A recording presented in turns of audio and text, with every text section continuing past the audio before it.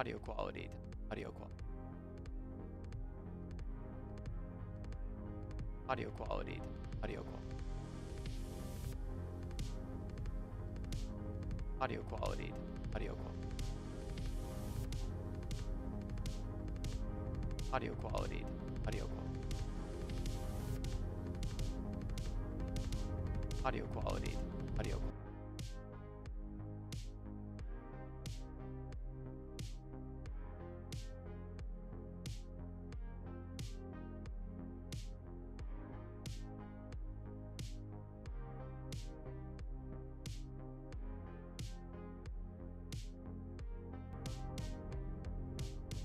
Testing.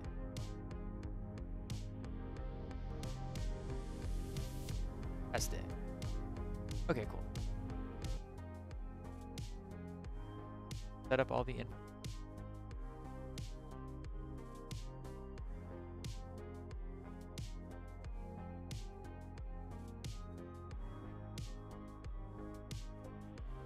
I don't know how to set up descriptions. I'm gonna do that later.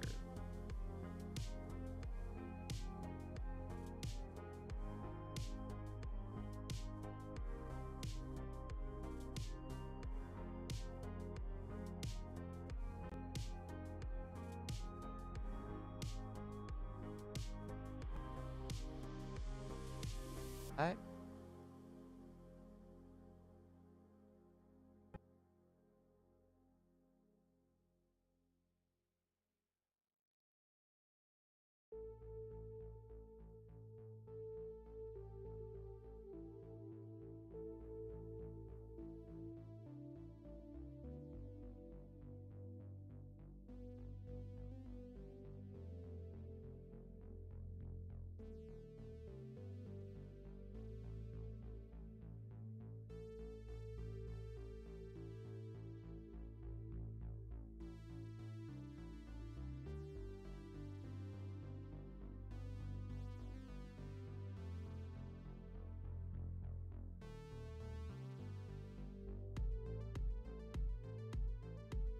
Alright.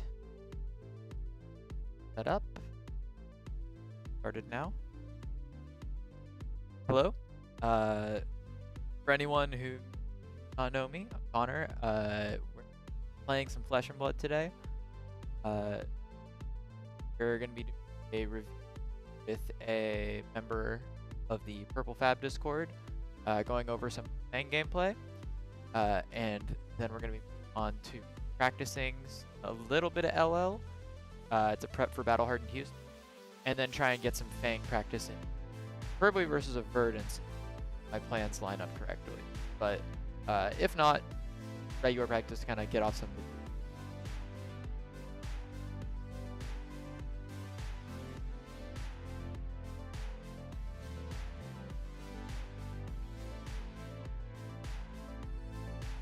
So start off with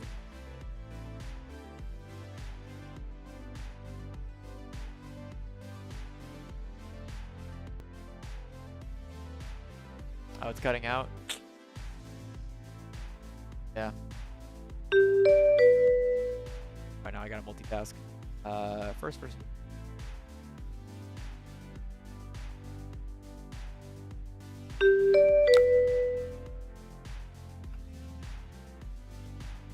Gates aren't. Something about that. I have to deal with.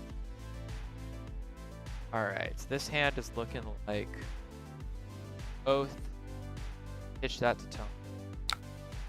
Here goes.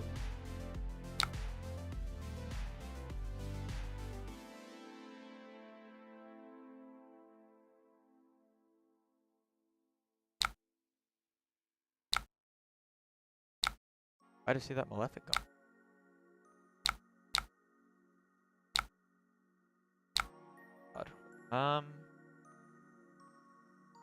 Pitch these.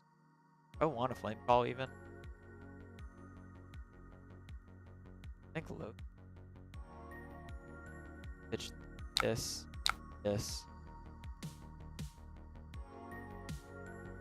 I'd crack my goal. I want to try and dig for the dragon here, I think. Probably Foster. Well, that was just the absolute worst case scenario. That's great. I definitely greeted that. I did not need to. Well. Oh, that's fun. Well, I got 2 Ash. That's what matters.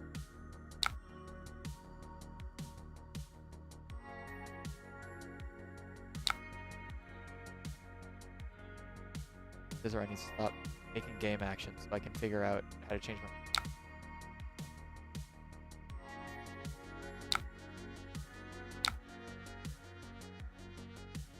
So it's going to be Reapers plus a Ghost. Oh, yes. Actually, I don't really want to... don't think blocking, like, Garb, Rabble.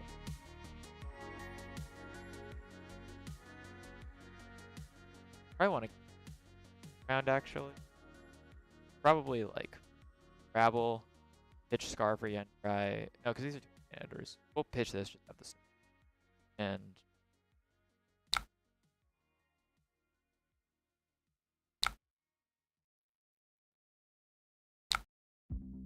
they can have their ring.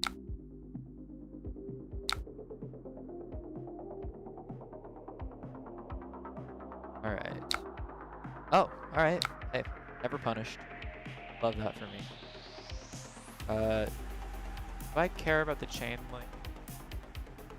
No, but knowing what's on top of my deck might matter. I'm always rattling. Okay, so Chromai's coming next. Yeah, I think we break chain.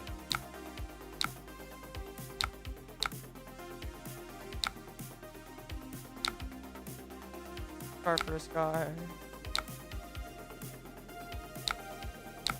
What are the chances they have a popper? Find out. High, considering that? Yeah, that's fine. Just Arsenal's.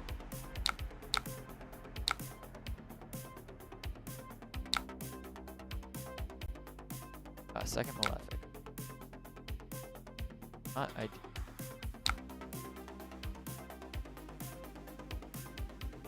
That's why. I don't know why my noise gets so high. There we go.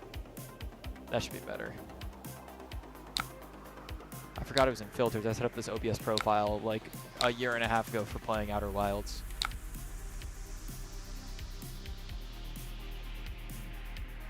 Another meet and greet. This hand is looking like way too many chain enders.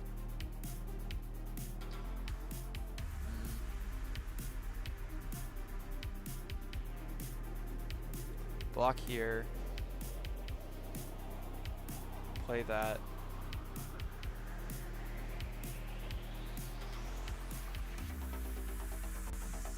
Theoretically, there's a line where I take this, because I'm best at losing is like I go again attacking Rosetta Thorn. And I go Chromai, Flame Call, pitching that, pitch into Flame Scale, send CNC, leave the Snatch in Arsenal. I think that's low-key fine. Let's greed a little bit.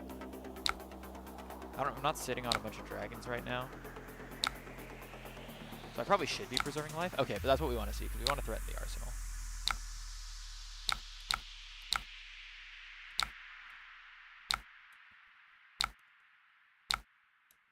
Okay. So now we get to execute the game plan. So we go Chromai. This is going to be a nice Ash positive turn, it's looking like. Flame Call, we get our Phoenix Flame. I don't think we want to... do we want to swing with Chromai here? It's probably... it's really bad. No, it's not bad if they have a popper. And I'm not finding a lot of chances to set a bunch of dragons here. I think I just need to push damage. If I take a card out of their hand, I'm like low-key fine with that. Okay, but they don't have it. In that case, I'm going to be going up to 3 Ash by pitching that. And then this will put me down to 2 Ash. I think I'm fine going to 2 Ash.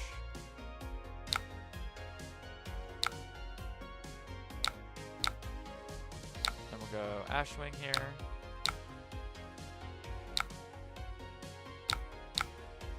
Furnace, pitch into Phoenix Flame, send a CNC. And then because I have the 2 AP off Chromai, this is going to take up all their armor, and now I can send a Snatch.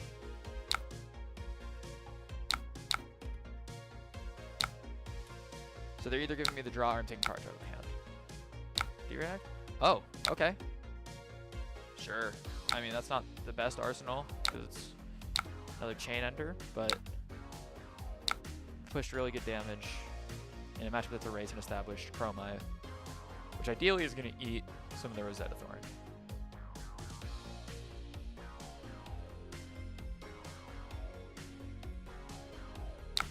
Mordred, not what I want to see.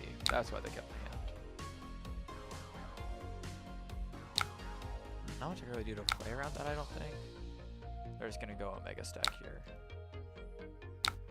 Keeping Silken for the Quail doesn't really do much here. Holy Rune Chance. Is that Gloomveil at me?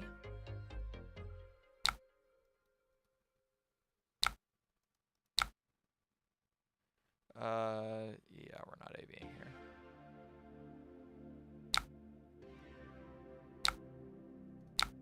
How many rune chance is that?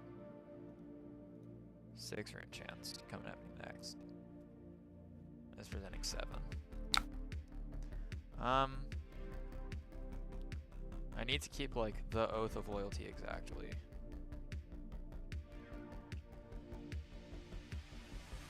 Loki though, I'm a little bit more scared if their next attack is more disruptive or something. I'm only blocking 1. But if they just swing Rosetta Thorn, I'm kind of fucked. So I think I just give... Can't really play this either when I'm blocking like this. We'll just block out the physical like this. Make them think that I have like, I don't know. I guess technically I'm not really threatening anything here, because Sandcore just gets eaten by the rune chance. Okay, so they're going for a stack turn. That's fine. The only problem is I did keep this Oath of Loyalty, but with the hand like this, I can Rab, attack with my dragons, and then play out this arsenal, the Oath, which is fine. Okay, so we're getting a Skittering Stance for next turn. That's good because it pairs well with the Oath for a good high damage turn.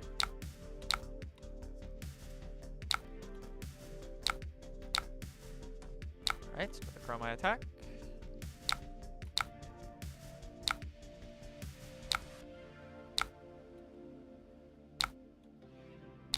Another Ashwing, that's 2 damage on that Ashwing now, my goat. I think we hold Flight Path here. I think there's no reason to really Flight Path for the 3 damage here. I'd rather try and save it for next turn to try and really strip out their hand. This Essence of Ancestry should put in some work.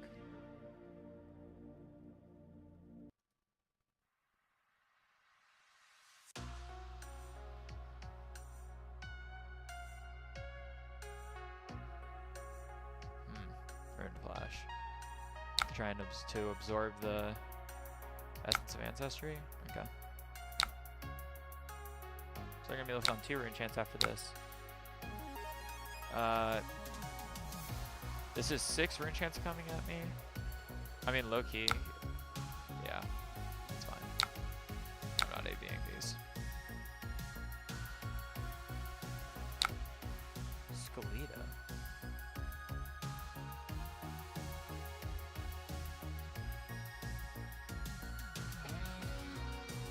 Skeleta Rattlebones. Targeting what? Amplify? They don't have enough rune chance. So they can play it, play the 1-cost go again.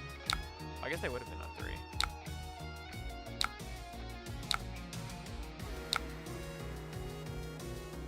Running of this is, next time you be dealt damage by a red source, prevent it. I think it's worth it to block like this, and then it'll save slightly more damage.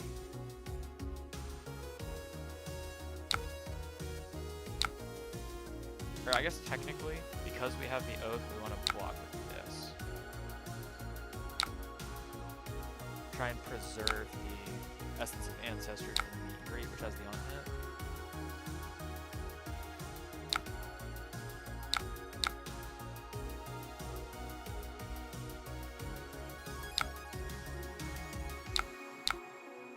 This one, we're gonna let hit because we have the Essence of Ancestry to prevent the Rin Chant. They do have 2 AP off of the Rattle Bones. Gloom Veil. Not happy to see that.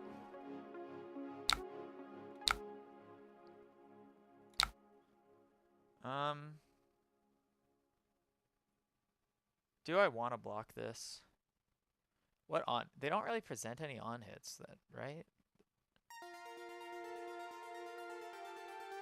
Other than like if it's a third meet and greet. I think I take this one.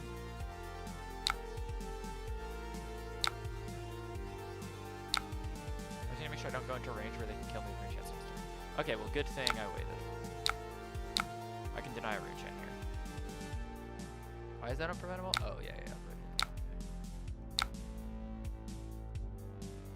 Yeah, as much as I would love to not have to block this, I think I have to do this. I do have Chromai to play through a popper.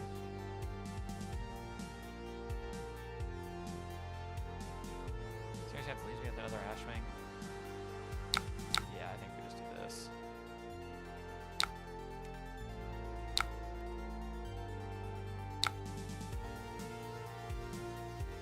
Rosetta Thorn.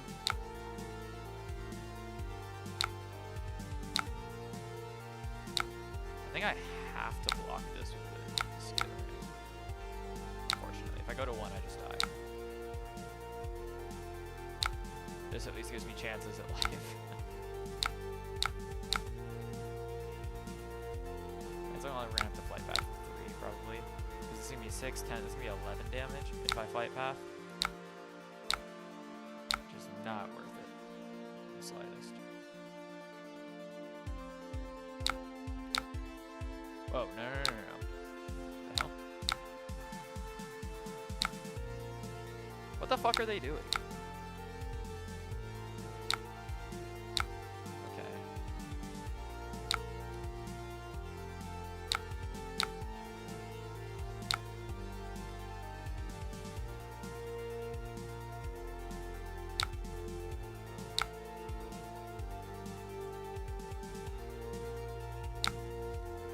They're blocking with the hand.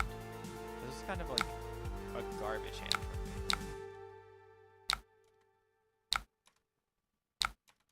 Like, it had to go away. They're giving me back tempo. It's so curious.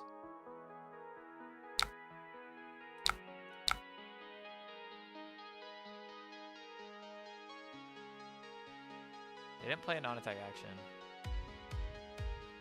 I think I have to AB 0. Hold on.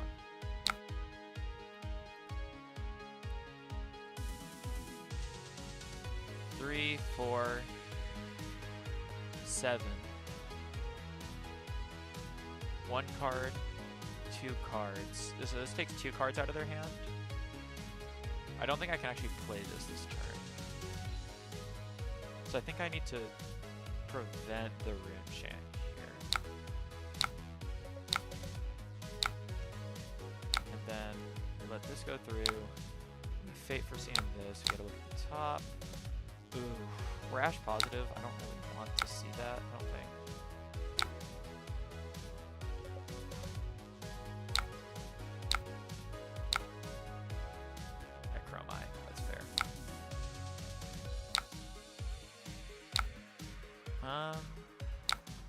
Yeah, as much as I want to arsenal this, I just need to start taking down their like total. This game's probably over. I probably should have been a little more protective of my dragons early.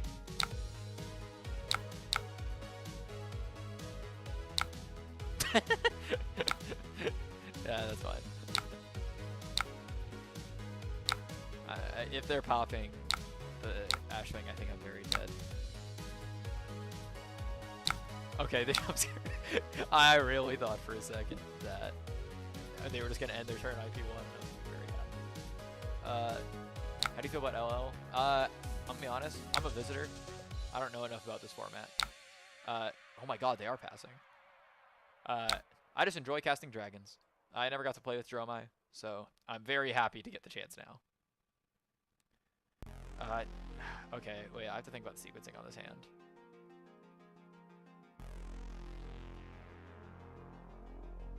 Okay, Asvalai, Rab. I have 3 Enders here. If I go Asvalai, Dust Up, Flight Path, pitch one of my Enders. To give the Dust Up go again, pitch this to Flame Scale. Send the CNC. That's 3, 7, 13. I think that's the best line. So it's this. I mean, this all relies on them not having a popper. But in this hand, if they have a popper, I'm dead anyway, so.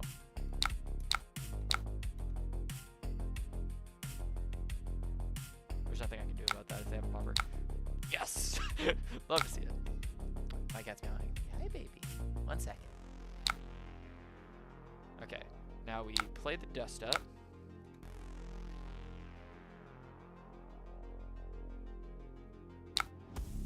Okay, that's fine. Alright, in damage, we're going to target the Dust Up. We're going to pitch the Snatch. Let that resolve. We're going to Flame Scale away the Rabble. And we're going to play CNC. I think theoretically there's a line where we use the Snatch instead. But like, this takes 2 cards. The only thing is I don't have AB anymore, which is problematic. But I have no way to recover AB on that turn. Rattlebones. Baby, come here. Can I come up here? Loading a resource, so that's their non-attack action. They made a re-enchant, so this has go again. Oh, I think I'm Omega dead. At least I have sync, but they played an attack action or non-attack action. Yeah. Pretty dead here.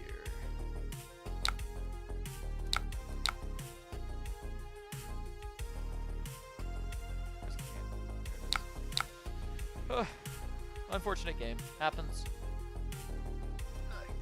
Come here, cat. Whoa. Say hello. Alright. What went wrong in this game? I think my start kind of was a little bit bad. This matchup's snowbally.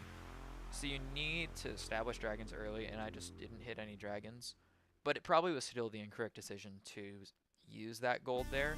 I wasn't actually generating ash off of it. And I was in a situation where if I drew into a second chain ender, I'm IPing. Which is definitely not what you want to do with your gold, because then I literally got 0 gold value out of that gold. And in that last play, I probably could have taken an extra card. But I would have taken an extra card out of hand. They would have kept the card in Arsenal, which was, what was it? Malefic? A Malefic, they choose to, yeah, I don't know. Maybe it was correct to sequence it instead to, you have to go into this pitching the CNC, play Rav, play Snatch.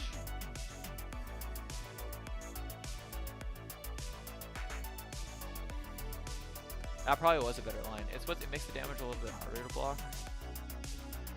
And in that situation, the main thing I need to avoid is them being able to Rosetta Thorn.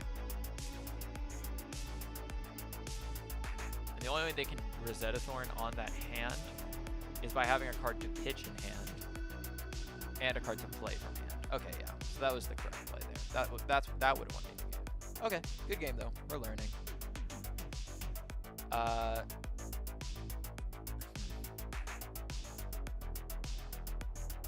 Alright, we'll do one more game of LL, and then I have a Fang review planned for after this.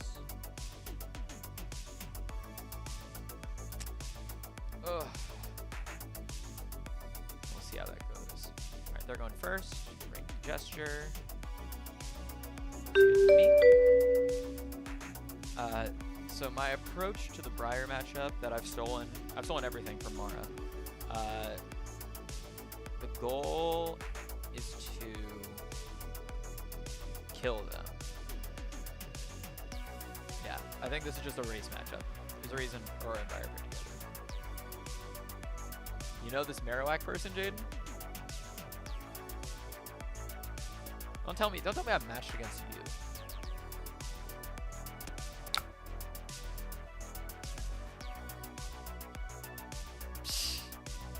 That's crazy. Man, I'm getting stream sniped already. I just started.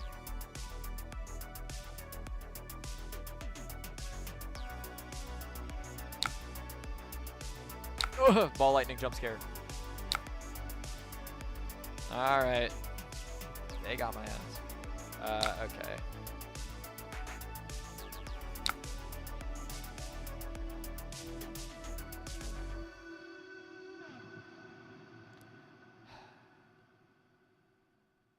What do I give them here?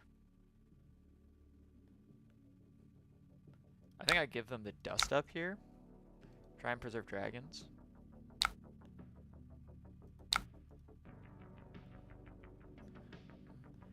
I mean, it makes sense that they're in our Discord. Only people who are going to the Battle Hardened are playing this format. I don't know if I give the Chromai here, because it's pretty important in this matchup, I think. Plunder can be important, but I think keeping the Chromai back is probably correct. Chromai's good. Okay. So it's... Is there any way to make this Ash positive? Oh, there is. Gold, pitch these two. Draw. Do I crack gold here? I think I do. The question is, do I pitch the snatch or not? I think establishing my dragons is more important at this point. So we want to go high in Ash. Okay. We'll go Chromai here.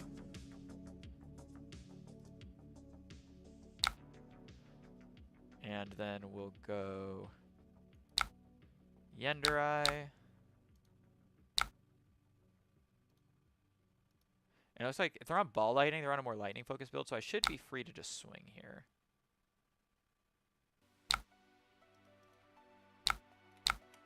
Alright, cool.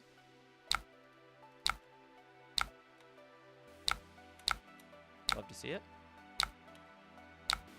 Alright, cool. We got a Chromai and a Yenderai out. We have 2 Ash. Love to see it. And we have Oath of Loyalty and an Ultra Con. Oh, never mind. Alright. Now everything's a popper. I'm gonna need to get a hell of value out of this mirror guy. And they got the Scar for the Scar going. Loki, do I just have to face tank this? What's my turn otherwise? It's Oath, Mirror Guy, Skittering Sands. I think all of those are more valuable than blocking here.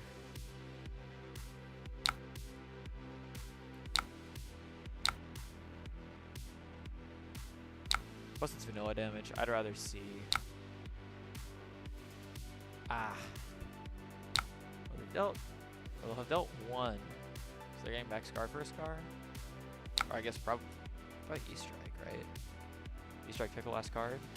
Or Scar for Scar Arsenal?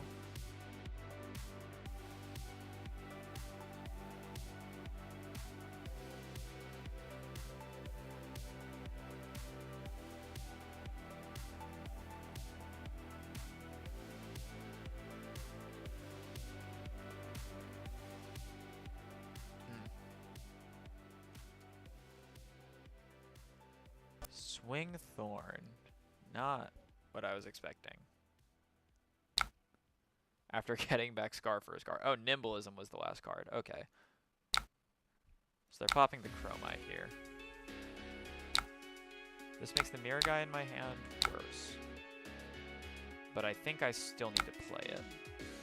So it's this. Mirror Guy, pitch the Billowing, Skittering, and maybe pop Dragon Scaler, depending on everything.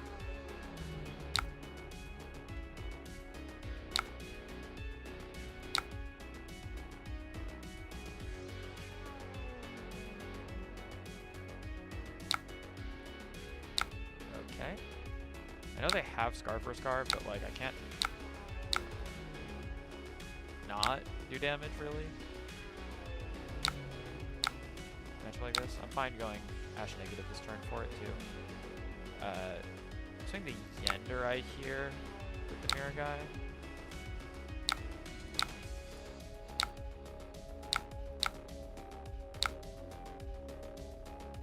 Do they pop?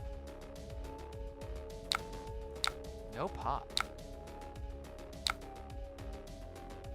Do I risk the Mirror Guy here? Everything's a popper under CMH. I think it's actually incorrect to risk the Mirror Guy. Because if they pop it, it's Omega. It's like turbo bad. Is it? Because they're going to be spending a turn going into... They're going to be spending an attack from turn going at Mirror Guy. So popping it is basically the same thing as that because it's not wasting AP here. It's not like it's denying me attacks.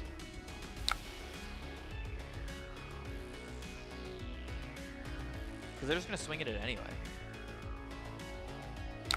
They have a handful to go again if they're keeping like this. And then we're going to flight path the Aether Wing. I should have blocked with it earlier, looking at my hand, knowing I was keeping, but too late for that. Interesting, I get a card here. Okay.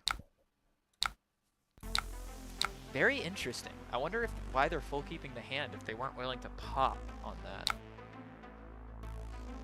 Fawn. Great. So he has the nuts.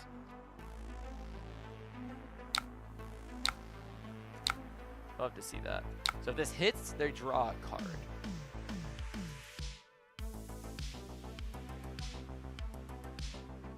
Okay. I mean, I can't block this. They have a Scar for Scar in Arsenal. Like, I just lose the game here.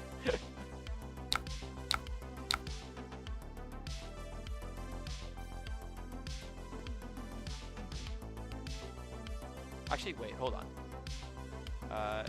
Wait, I'm gonna change this up. I'm just gonna full block that actually. That's the correct thing.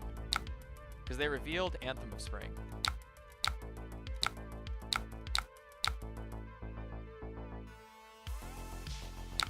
Yeah.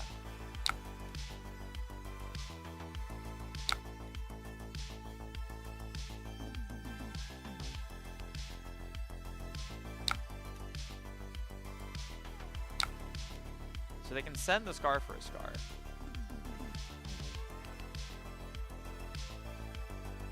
But if they send the Scar for a Scar now, it's technically riskier because they could theoretically not clear my board.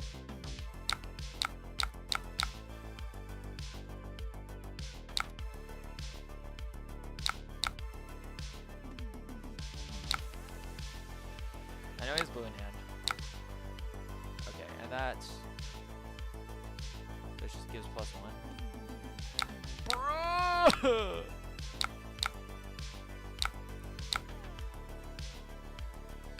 Please don't draw another attack.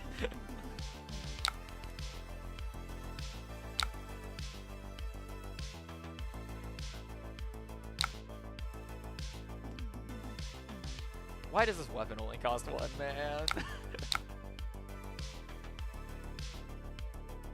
Do I just AB this? No, I spent too much. I just have to arsenal this and try and play for next turn.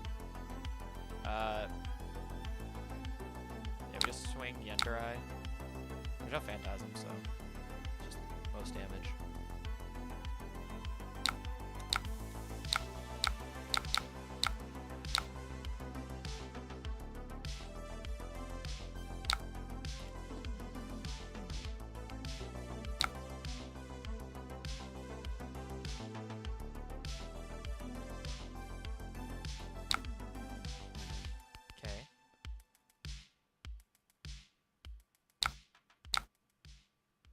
No go again, though.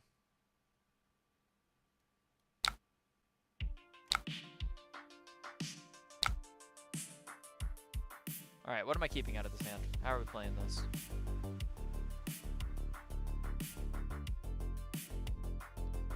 I think it's... Thanks, appreciate it. I think it's Asvalai.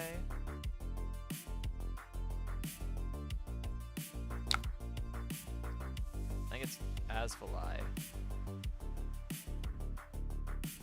Swing, swing. Drop of Dragon's Blood. CNC. Pitching 1 card. I mean, what am I saying? I need to...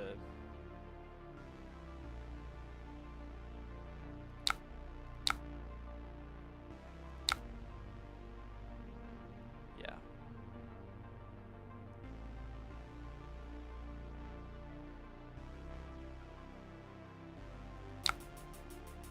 I have to give up my furnace here, I think. And pray. Oh god.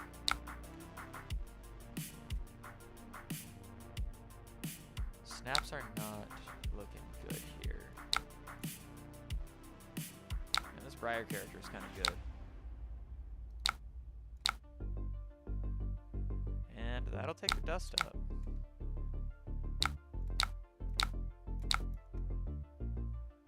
Alright. 0 Ash. Most lovely place to be. We'll swing the Ender Eye.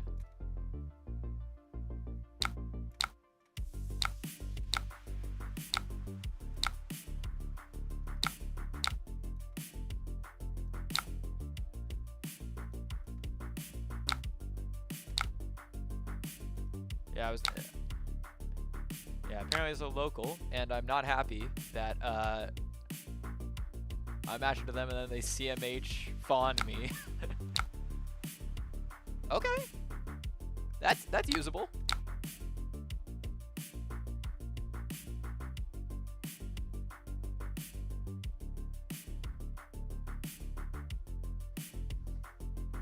I mean, am I like Omega Turbo dead? Yes, but like a man can pray. And this Essence of Ancestry Body is truly my last hope.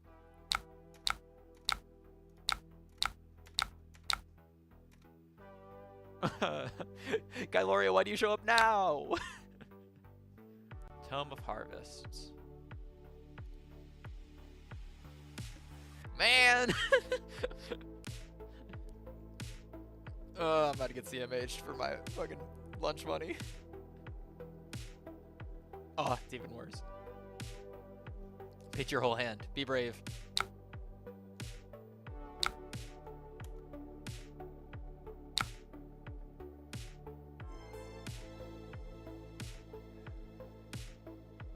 I have to AB this or else this absorbs the ward.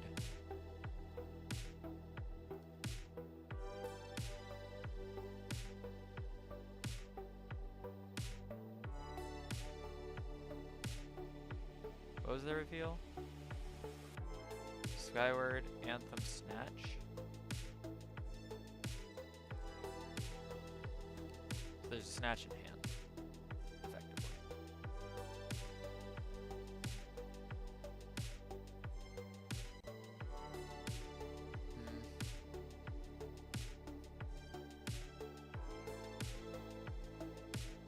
This one's gonna be a little rough.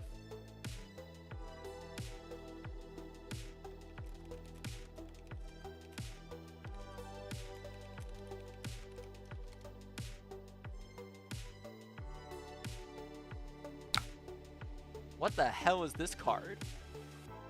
On hit, each card creates a quicken each. What the hell is this? What the hell is this tech? What is going on? What kind of sauce am I getting hit with?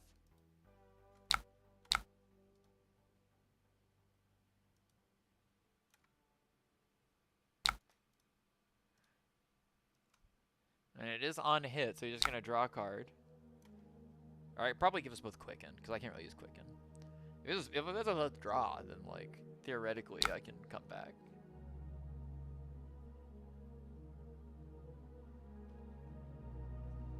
Oh, my cat. Friend of the stream. Got here.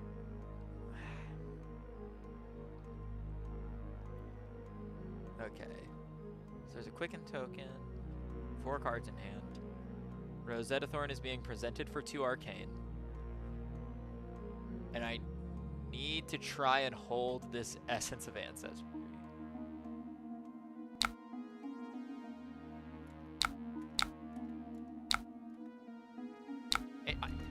Can I just say, crazy that he's not just killing me. I'm at 2 HP.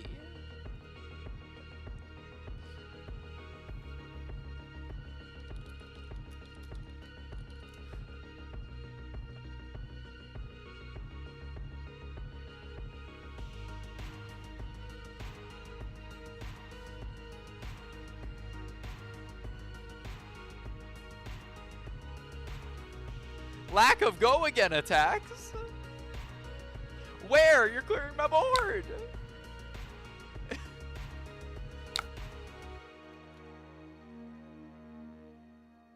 I'm like unironically dead there if he just swings those 2 at face.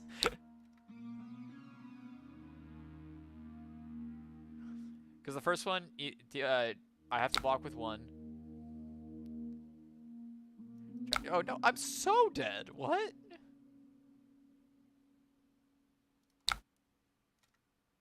I'm so omega dead. I have to keep A-B'ing this. Or else he can easily proc the Essence of Ancestry.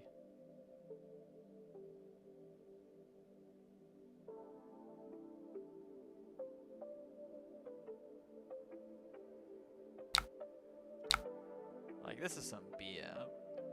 Alright, so we don't AB here, we get the Ward 2 value, we get the Essence of Ancestry floating. No, there's no way. I had to have been dead there. I don't believe this for a second.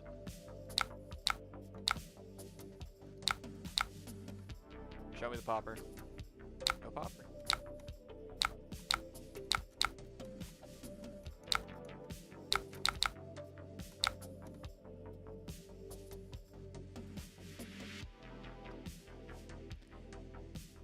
Kill me.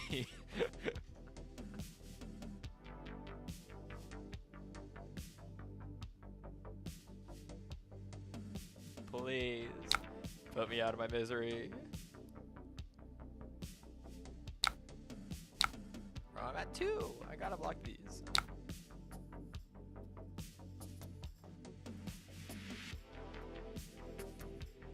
Like, you just swing Rosetta Thorn and I die.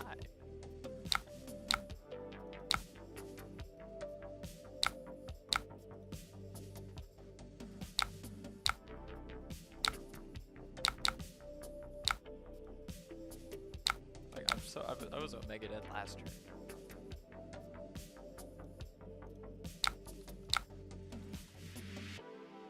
turn.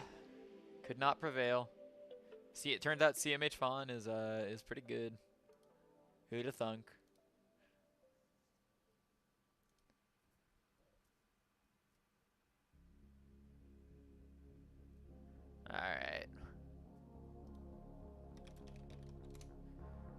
next up on the docket is I have some videos, some gameplay videos sent by a member of the Purple community, some Fang gameplay. So we're going to be reviewing this and giving a couple tips. Just kind of going over some of the introductory stuff for, not necessarily introductory stuff, but like some of the stuff to get through Fang.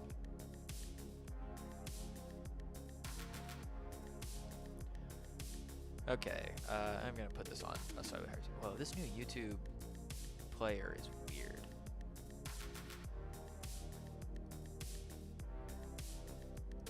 Okay, fine AB choice. Keeping the unders fine.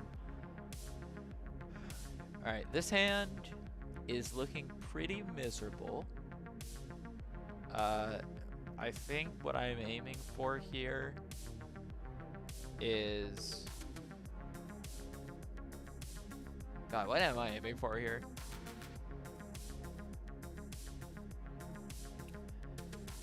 There's no good plays here with the way this hand shook out. I think you just go Fire Vein, Pitch Brim, attach Blistering to it.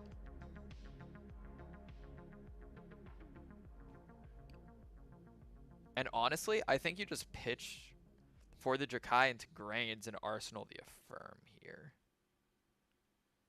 Because like, you can send the for the Drakai, but Verd is going to be more than happy to just throw a card at it. Just get some Earths in the grave, leak the 1 damage, and then, you know, have enough things set up for a decompose. So I think I'd rather try and do the setup for next turn. This hand. Okay, up so Fire Vein for 1 here. Gets the block out. Oh, interesting. No Earth block, though. So theoretically, it is harder to decompose. I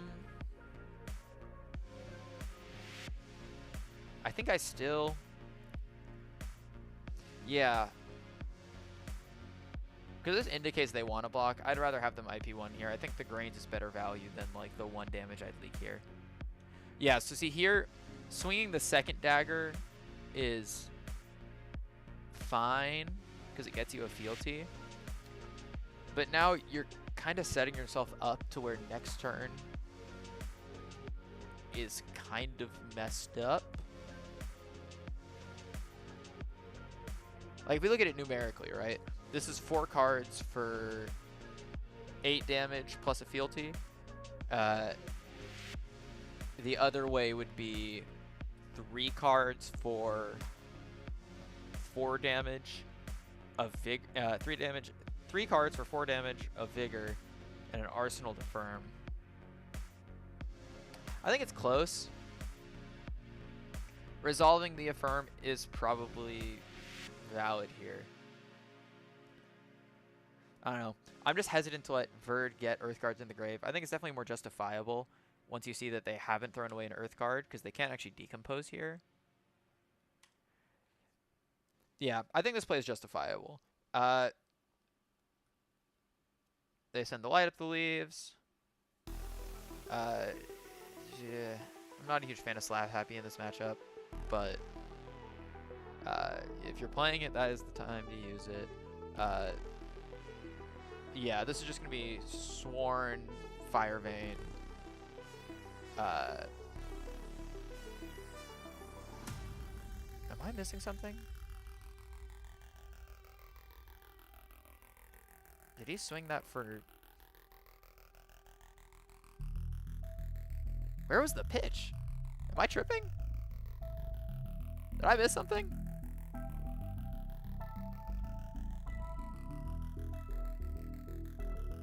Oh, so I'm happy he created the vigor. Oops. Yep, that would do it. Yeah, in that case, yeah, you can just throw... Ooh. Yeah. So I'm not a fan of popping the fealty here necessarily. Because all right, let's look at the best case scenario, right? There's already a mark on hit. Popping the fealty here converts to 1 damage and go again, but that go again isn't going anywhere. The only thing it lets you do is like you pitch the yellow into grains, and then you swing dagger for 1, and pop your mark, get your fealty back, and your net. Your mark itself has lost value because you ended up in the same place where you started and you only got 2 value out of popping the fealty specifically. I feel like the better play here might be just to throw the scar tissue on top just to cycle it. Okay. In my head, there's 2 play lines here. Either you scar tissue, red scar tissue this dagger, pitch the yellow into grains, and pass there, or considering they're not blocking this, or you throw the yellow scar tissue onto this and arsenal the red. The more I think about it, you haven't seen really any resource cards yet, so you have a decent chance to see a resource next turn, so I'm fine not floating a Vigor into next turn. So yeah, I think if you don't pop a fealty here, you just yellow scar tissue on this, you arsenal the red scar tissue. They're currently only on 1 earth card in Grave, if I've been tracking that right. So theoretically, they can't decompose for like a plow. So the only punish is really like CNC or like playing Candlehold, I guess. But let's see what happens. They root bound. And shelter. And mental block. Okay. That's a crazy card combo. You can't really play around that one. But that's why it's risky to pop your fealty. You know, I was bringing it up that you're not getting much value out of it. This is why you have to consider the value getting out of it, because it's incredibly risky to do this, especially knowing that they can play at instant speed and, you know, throw something down to mess you up. They don't even need like this specific combo of cards. There's a lot of combos of cards in the deck that do this. Shelter Sink, mental block, shelter, like there's not that many, but it's definitely possible. Like double D react is a possibility. And if you had just like played yellow scar tissue here, for example, you know, they're still getting their block value and all that, but at least you're carrying over the red scar tissue into next turn. Now, this just kind of blows you out.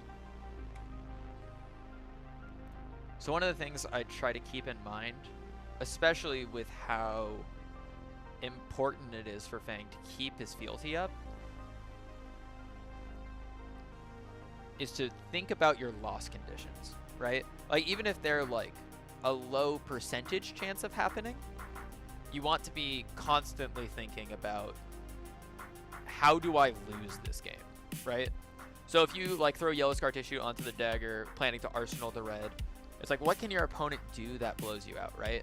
The worst thing is that they throw CNC. And you have plenty of armor at this point. You can give Prov and keep your 5-card hand. You can give Grains Dynamo plus a card, which is probably what I would do if I could, just because it saves it for a different point. The Prov for potentially a more valuable sink, and digging you towards something more valuable. And it also prevents physical damage while you can. But if you pop your fealty here, you're at risk of, you know, if you don't get this mark, you've now lost a fealty and you're very far behind. As, you know, as I'm sure we're going to see.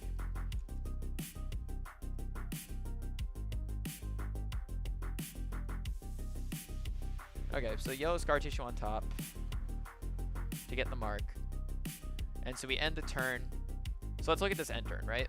So they use the yellow scar tissue to get over.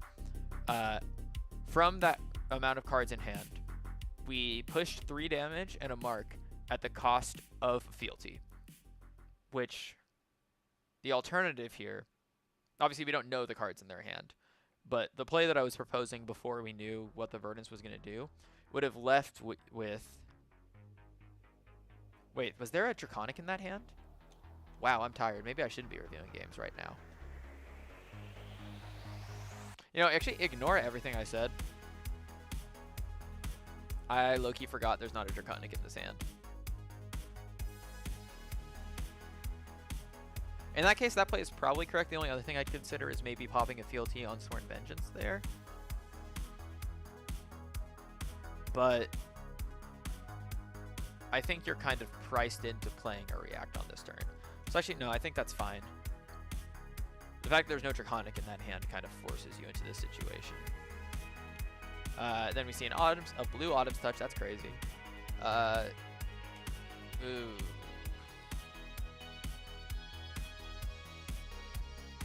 Blocking with all the armor here. Let's look at what this hand does just on its own, knowing that they're just sending 5 of us, no disruption. We pitch Hunt's End into Dagger. We send it. We Long Whisker Loyalty. Probably selecting Mark. And then we can Blaze Headlong. We can Scar Tissue. Or rather, we can Blaze Headlong and then swing the Dagger. If we are able to get the Mark on the first Dagger, we can threaten some fun stuff. Yeah, not seeing resource cards here kind of sucks. Let's just see what you do. Okay, so you get the Cheat the Dragon, which does not help fix the situation. And yeah, this is kind of what I was worried about with Brav. Because the thing is, technically this Hunt's End is bad, right? But you're already priced into pitching it in this hand. Like, you're looking at Scar Tissue, you're looking at Blaze, you're looking at Long Whisker Loyalty. That slot of card is getting pitched away because your other card quality is high. So you're not actually getting that much value out of Brav. You're hoping to find, like, you know, a yellow or a blue that you can pitch so you can get the Scar Tissue value on the second Dagger. But again, thinking about your loss conditions, your loss condition here is not finding a yellow or a blue there. And then now you just burned your Prov, which is a very powerful tool, in just to do this. Like, if you want to get rid of the Hunt's End and just play this turn, like, lower to the ground, you can even, like, just block with Hunt's End and Grains. And then go, like, Dagger pitching, honestly, probably Dagger pitching Scar Tissue. And then you can use the Long Whisker to pump up or Mark if they don't have the D-React. If they throw a D-React on the Mark, it's fine. And then you Arsenal the Blaze Headlong. If you really want to get the Hunt's End out of hand and block with it. Yeah, I think the correct play here is probably just to take 2. Preserve the Crown. And then do the play I discussed earlier, yeah. Then you end up with this hand and it's like, yeah. This is some bad beats though. Like, that's fine. Like, it's a neat trick. It's a good way to use Tooth. Wait, hold on. Pitching away, Long Whisker Loyalty to Dagger.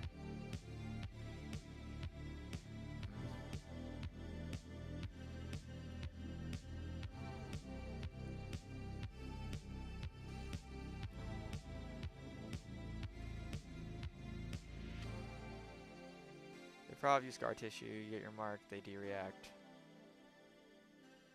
Yeah. Okay. I'm noticing a pattern here. Let me keep watching here for a couple of turns real quick. Just to see how it goes. So I play Ring of Roses. They ping with Staff. You got some resource cards. Pitch the Glint here is interesting. No. Oh, that's yeah. Okay, I know I said I was going to watch for a few turns. When you're playing Glint into Verdance, it is a pitch card. But whenever you draw it with another pitch card, it's the card you want to be playing. I know we talk about marks and stuff. In the Verdance matchup, you want to be online, but she has Scour. So you have to it's a weird hybrid if you have to play for value and play for fealty. I think looking at this hand, I know that they're priced into blocking, right? Verdance doesn't convert 4 or 5 card hands well. Like, this is a perfect scenario where they want to block. So I think what I do here, especially because we're already behind, is Dagger pitching Yellow Scar, and pray they block with a card and not D-react. If they D-react, or if they play around a D-react, then yeah, we probably have to pop a fealty, throw down the Scar Tissue. It still gets over the D-react, gets the 1 value in the mark, which is good. And then we can potentially pitch into Grains, send for the Drakai, get our second fealty, force them to block it out, or else we get the third, and then like Arsenal the Glint in that situation. If they just block regularly, then we Glint, we draw a card, hopefully it's Draconic, and we get to keep our fealty.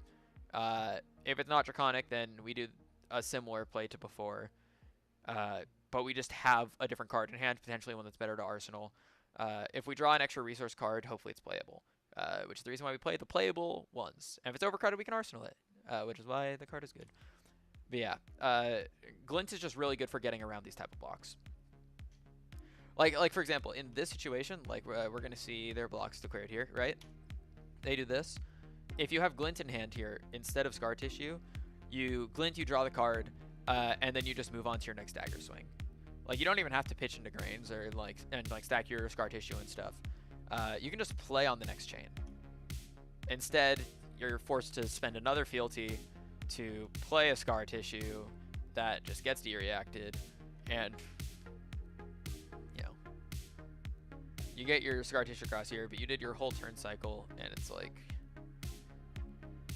not amazing value. Getting to keep the For the Drakai though is nice, but definitely could be better.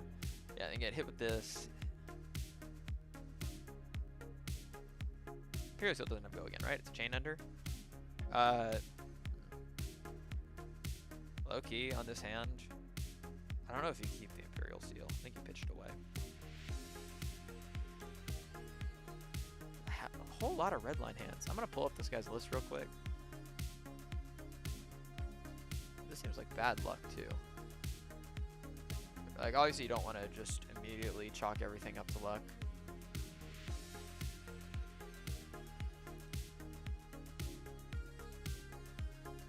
How many resource cards are we looking at?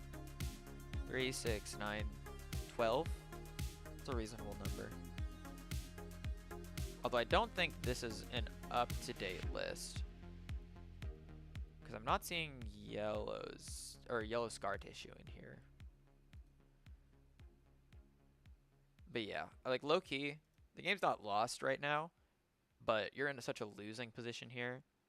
Yeah, and then you just draw like some resource cards that don't do a lot. They have the D-reacts. You chip them down a little bit, they hit a nice felling. Ooh. Let's run that back.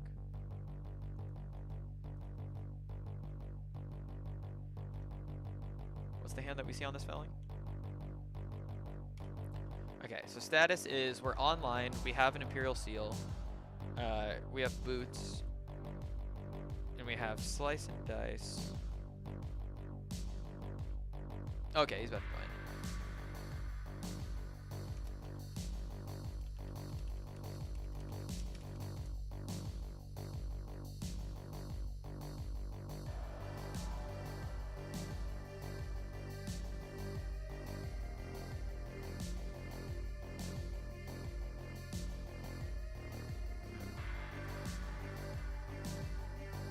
Felling here. Yeah, and you're online, so you can't just give your hands to felling. I think what I do here, just looking at this, is I put back the Pledge Fealty, block with Slice and Dice and Long Whisker Loyalty, and then send Dagger, React, Dagger for 5. It's not ideal because you're walking into D-reacts, but we already saw a lot of D-reacts. And you can block 7 on this felling. Instead, you face tank the felling, go to 22. And like, by the end of your turn, you've dealt 3 damage. And the Verdant's only used 2 cards. Hey, what's up? I kind of skipped forward a little bit. Let me turn down the music a little bit. I just realized that it's like incredibly loud. There we go. Okay. So the big thing I was going over, don't rewind the VOD. I somehow didn't realize this hand doesn't have Draconics, and I spent an embarrassingly long time talking about how you should sequence it differently, and then realized that you have to pop fealty or lose it, and then it was actually fine.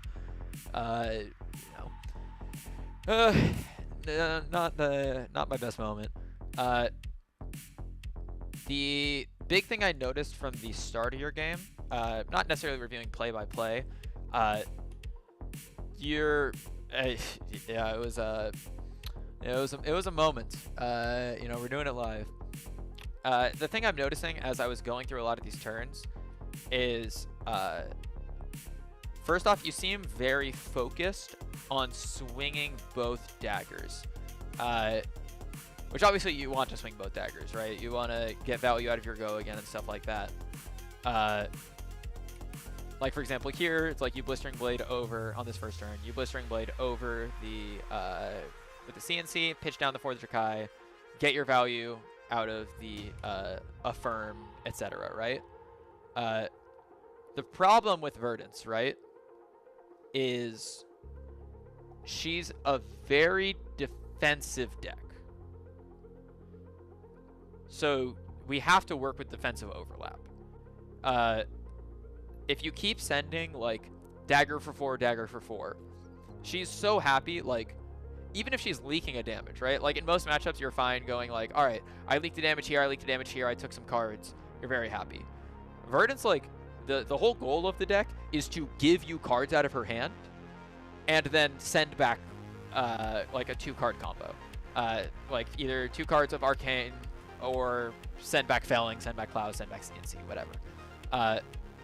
And throughout the game, you're kind of playing into that. So like here, the thing I was worried about here, you know, later on if you want, you can I can try and explain this a little more because I kind of went through it a little bit more in detail.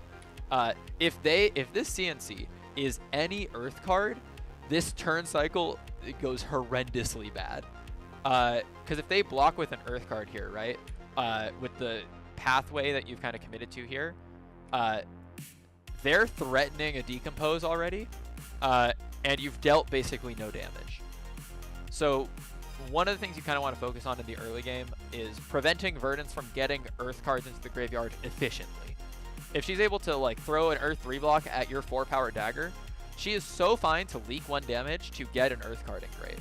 Because then she's going to send back Felling, send back Plows, Rootbound, all of that stuff. That is incredibly annoying to deal with. So sometimes it's good to prioritize keeping cards back to emphasize the overlap and allow for you to get over those defenses. So for example, here in this position where you see this, one of the plays I was considering, I don't know what's best here because to be honest, this is kind of a messed up hand. You have a lot of messed up hands in this game, by the way. The resource density in these like first 6 turns is crazy. But like one thing I'm considering here, looking at this leaked 1 damage, is potentially either pitching the For the Drakai into Grains and arsenaling the Affirm, or something along those lines.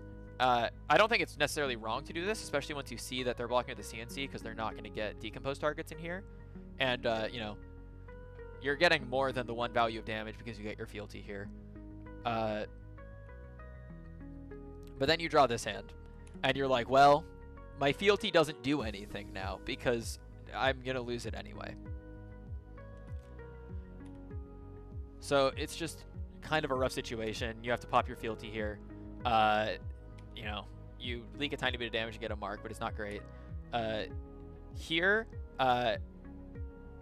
is a thing that I commented on for a sec, for a little bit before you joined. You block with Providence here. Presumably, this is, I mean, you do sync HUD's end. Presumably this is because you don't want to see the Hunt's End in hand, right? But when you're doing the math on your hand, right, on how your hand plays out, the first thing you assign, right, is what you're pitching into resources, right? We're not online, we have to pitch into daggers. In this hand, you're looking at Long Whisker Loyalty, you're looking at Scar Tissue, you're looking at Blaze Headlong. These are like really strong cards. In this matchup, Blaze Headlong maybe a little less so, but all really important to providing good offensive overlap, right? Scar Tissue puts your daggers at a pretty good number and threatens the mark. Long Whisker Loyalty has the flexibility of being able to pivot the marks, get your go again, get over 3 blocks, etc. Blaze Headlong lets you go wide, set up those offensive overlap turns. So Hunt's End is your pitch card here. Like, maybe you're swinging 1 dagger, maybe you're swinging 2, but you're pitching the card in Hunt's End slot. If you Providence the Hunt's End back into deck and draw a random card, the best thing that you can draw here is a resource card, because you want to be able to pitch and swing both daggers. If you find anything other than a resource card, then the Providence has done literally nothing. Like, there's not a card in the deck that fixes this hand that's not a resource card, right? So I know we've been like, what, this is like hand 3, and we've seen 1 resource card, but your loss condition here is not finding a resource card, which is still pretty likely off the top. So especially in matchups like this, the thing I like to think about is, like, by making this play, what makes me like lose the game? Like, obviously this isn't losing you the game on the spot, but with Verdance, you're playing a turn cycle behind, right? With Storm Striders, you start at 31 life. So you start down 9 life, roughly. 9 to 10 life. So you're at 25 right now. You're down 12 life. You need to make up the difference somewhere. Yeah, so I can see where I went. Is that I was playing to their temp. Yeah. That, I mean, that's definitely part of it. It's a very nuanced matchup. It's also a bad matchup. Like, let's not mix this up. It's a bad matchup. Verdance is not good. But the way Verdance gets you is getting you to play her game. And sometimes you have to make suboptimal plays in order to not let her play her game. But in this case, this is not like a Verdance specific thing. This is just like a general thing. It's like you're out in this hand is like, you know, you're pitching the Hunt's End card slot. If you Providence it back and draw a resource card, it's like, okay, the reward is I get maybe a second dagger swing that has some slight bits of value.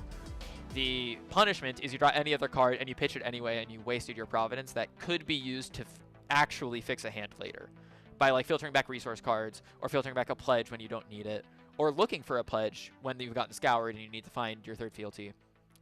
So you block that here, you sink it. Personally on this hand, I think I probably would have just blocked Grain's Dynamo. Leave the Providence up to try and filter later, but get some of our block value early. But you know, it's only a little bit of value. It's just that the little bit things of value add up. So here you play out your hand. Like the way you play out this hand, you do the neat little go again trick to try and bait out their blocks. Yeah, you kind of just run into the play that they have here, but you don't have like a super big choice in that. Like, you know, if they want to commit the D-React there, it's like, you can't really do a ton about that. Then this hand. Glint is a card in this matchup that is really important. Because, like, the #1 biggest issue, right, is, like, you send dagger for 1, they say no blocks, right? That's problematic. Because you have to react into what you know is a 4-point D-React, right? And it's just, like, the worst feeling in the world to be like, all right, I have to spend, like, my Imperial Intent or my Searing Gaze or whatever on this dagger right now, and I know they're just going to cover it up fully and get a card into graveyard that they want engraved. Glint is really powerful because it's guaranteed go again, and it hedges against them blocking with a regular card. So the sequence I played out for this one that I like kind of mapped out is pitch yellow Scar Tissue into dagger. If they throw a card in front of it to block, you glint, you draw your card, and now with that card you can evaluate what you want to do next. You already have go again, so they're not getting any value out of the block. And you can choose to either swing second dagger and invest all of your resources into that. You can choose to try and stack stuff on this dagger if you want to make the Grains trigger. You can kind of just reevaluate from there. Instead, we pitch away the Glint, and we now have to pop the fealty, right? But in this situation, there's a way to avoid that, right? We dagger, glint on the 3-block, draw our card, and then now we can reevaluate. Even if they hold a D-react in this situation, the worst thing that happens is that you play out this same line, right? Like, if they are just holding a D-react just ahead of time, like they're saying, show me something, I'm not going to block you. I'm just going to hold my D-react in hand. You pop the fealty, you play red scar tissue on top of it. You say, all right, here's 5. Even if they D-react, you're still leaking 1, you're still leaking the mark. And then you can just pitch into Grain, send for the Drakai, and Arsenal. And, you know, at that point, you have a mark, you've maintained your fealty, you're sending 4, you're threatening to get your 2nd, and you have an Arsenal. And you also have a Vigor. So again, it's not like, you know, you're still trying to get your value here. But, and you do, right? You get your 4 damage proc in. But it's just the little small things where you lose value that kind of add up over time. They burn bear you. I don't really have big commentary on this turn. You know, sometimes you draw turns like this. This is why I hate Relentless. I know you get a free mark here, but like you're looking at your hand of resource cards that don't really do altogether too much. And then here, the next big thing. Our deck cannot block Arcane. Fang just can't deal with Arcane, period. It just doesn't work. You need to block the physical when you can. I know this hand looks good, and if you do the math on it, the cards are better to play out. But remember, you are not even on life right now. You are at 20, maybe less, and they're at 29. You are behind right now. If you are even, you are losing by a lot. You're losing by like a turn cycle and a half, maybe 2 turn cycles. So you need to block out the physical damage so that they have to spend more turns sending under rate Arcane damage. Because if you let them resolve felling, put back a card, and then deal 7, then they've just hampered your turn because they took a card, and they just dealt more damage than they could with an Arcane spell and made them have 1 less Arcane spell. So it takes them even less time to kill you here, which is counterintuitive because it's a race matchup. But it's really important. I think describing this as a race matchup is perhaps maybe a little misattributing what this is actually. It's a race matchup in that you're just trying to force through as much damage as possible when you can. But in the same way, in a race matchup, you'll like block their snatch. In the like you block the Chain Ender versus Syndra, right? Like even if you're trying to race Syndra, you're blocking out Mask of Momentum. If you see a snatch, you block it out because your cards are gaining more value preventing that. Verdance's value in this is a little more invisible, but her physical damage is always worth more than the number it presents relative to other matchups because of the way her ranges work. So instead of blocking with, like, for example, Boots, Long Whisker, Slice, you keep the hand, and you'll notice, right, because, again, Verdance's game plan is blocking you out, right? We'll just skip through this turn. The end state of this turn, right? You're already on 3 fealty. We're already online. The end state of this turn is you've dealt, what, 2-3 damage total? So obviously you took some cards from them, which in a lot of other matchups matters. But against Verdance, she wasn't going to use those cards anyway. So all you've done that with your 3 turns is you took 7 damage to deal 3, which is horrible rate, right? If instead we block with these, and then we just send our 1 card 5, I think did I skip too far ahead? No, I didn't, yeah. If we just block with all of our cards here, or sorry, not all of our cards. We block with Long Whisker, Slice, and Boots. And then we just send our 1 card 5 by going Dagger, Imperial Intent, Dagger.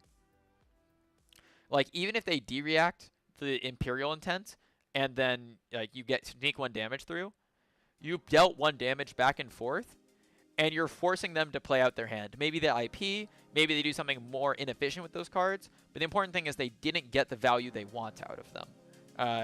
You're forcing them to convert hands, and if you force them to do that enough, they're not going to convert all of them. And then, yeah, you know, same thing happens here, where there is a felon coming at you. The damage gets tanked because you want to keep the hand, because you see Hunt's End, you see Glint. And you want to do things. And then by the end of turn, she ends up one higher, sends third felling. Like, all right, you know, crazy draws, right? Third felling is wild. Like three fellings in a row is crazy work. But I do want to point out you're at 11 now, and over the last 3 turns, 0 damage. Like she's gained life over these 3 turns, right? And you're at 11. So that's kind of how you lose this matchup, because right now she can kill you from here. She can go amp effect, pitch into Striders, or I guess technically, wait, she has Ring of Roses? You're not dead here, technically. Because I think her damage here maxes out on pitch 2 blues to waning plus burn bear. That floats 1 resource. Yeah, you're not dead here. But, you know, it's very close. You pop your fealties here so they don't get the scour value. But now your hands are shit. You're able to get down a little bit of damage. They take you down to 4. Any arcane damage kills here, and I presume that's what happens. Yeah, light up the leaves and you die. Yeah. So the 2 big takeaways from this are, 1, consider your small value points, right? And what your fail conditions are. Because, like, it may not seem big to, like, for example, lose your Crown of Providence here, right? Because it's like, it's blocking for 2 anyway. The only thing you're losing is the filter effect, right? But if you think about the fact that you have a filter effect, like, let's go to, like, one of these bad hands. Like, if you have Providence, like, you're not here because they're not sending Arcane. They're sending Arcane in this hand. But, like, let's just, like, take a look at, just in this game, like, where this would have helped. They Everbloom here. Kind of bad hand. You want to block with all of your cards there. Maybe Providence can help with that. Not really. Something like this hand, actually. If you don't want to use the Slap Happy here, but you do want to convert your hand, and let's say you still have Prov, right? So you're at like 20 or whatever. Blocking Boots, Crown, Glint here isn't like the worst thing. You're blocking 6 value. You're filtering the Slap Happy back where the resource isn't gonna help you a lot. But you're filtering the Slap Happy for something that will give you value, hopefully.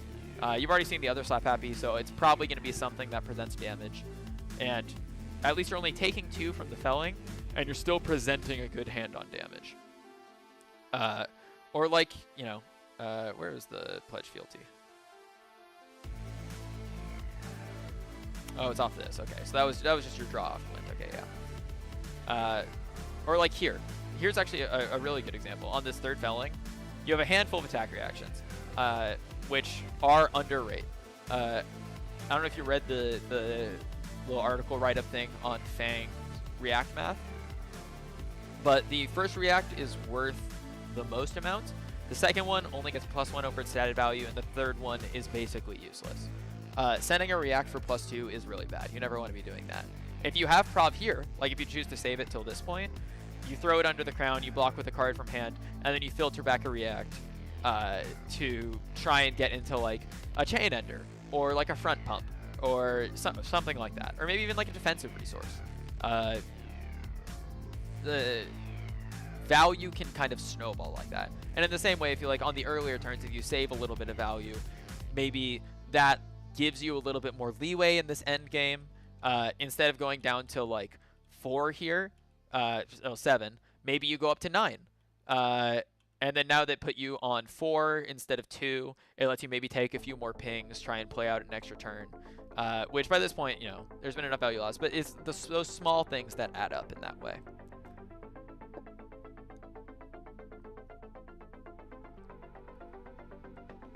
Did that make sense? Because I'm kind of rambling. It's just, there's a lot of intricacies in this matchup, we'll say.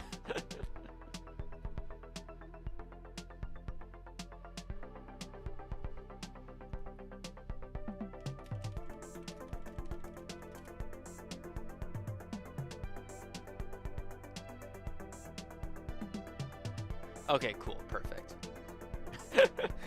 Oh no. I can't be becoming the fab professor. That's nightmare material. Yeah. I'm probably gonna try and get in some Fang games now because I am done with LO for the day, and I need some practice for the PQ Plus. I sent a message to someone else. I probably should not do this on stream. I probably should hide my login. We'll do this while I log in. Syndra. If I can find one. I was talking to someone in Discord to see if they'd be willing to run Verdance games. Because that's the matchup I need the most practice in. I'm not going to lie. I was talking that whole time, and that was me being like, these are things I need to do that I don't currently do. I'm the greediest man alive and love to look at a felling and be like, I don't need to block that. Which is great. Let's just see. Let me just hop in here. I'm not gonna lie, I do not want to play against. I'm trying to get practice against a hero I think I'm more likely to see. Okay, Kasai is fine. I'll take some Kasai practice. I know we have some Kasai players locally. I think going second in this matchup is pretty important. I want to go second here. Specifically because I want the tempo. Into Kasai. Oh, did I update my sideboard or no? Oh, I still have the sigils. Oh well, it doesn't really super matter in this matchup. Won't cut from the same cloth because it's a broken card. In this matchup, I think I go Glint in this matchup. I haven't fully figured out which resource card I want to bring into this matchup. I think it's Glint. We want D-Reacts. But not smokeouts because they're not really playing the attack actions. We want twists.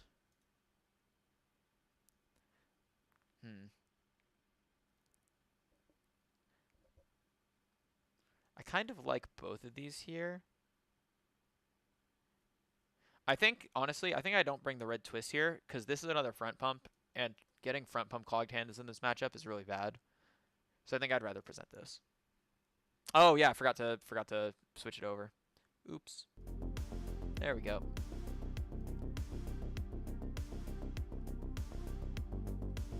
Yeah, so I was debating between whether I bring Blaze or I don't want to see that.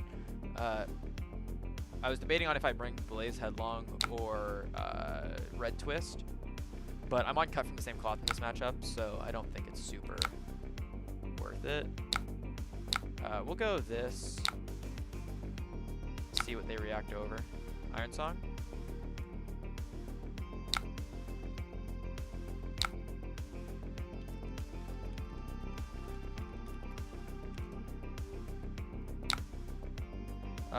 Yeah, we'll tuck that.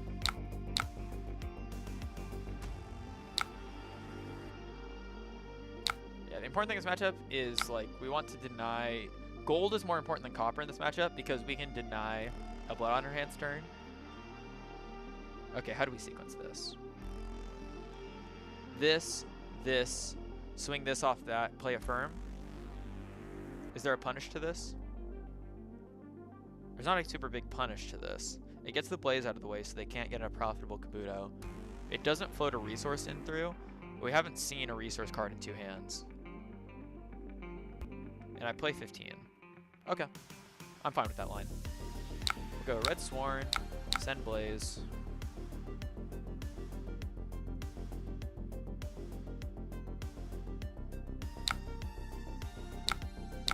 That's so fine. Then we'll swing Dagger here. And we'll Affirm Loyalty, get our first fealty, get a mark here unless they double D-React. Beautiful. Alright. Oh! Saver off the top. Oh. Alright, draw swords.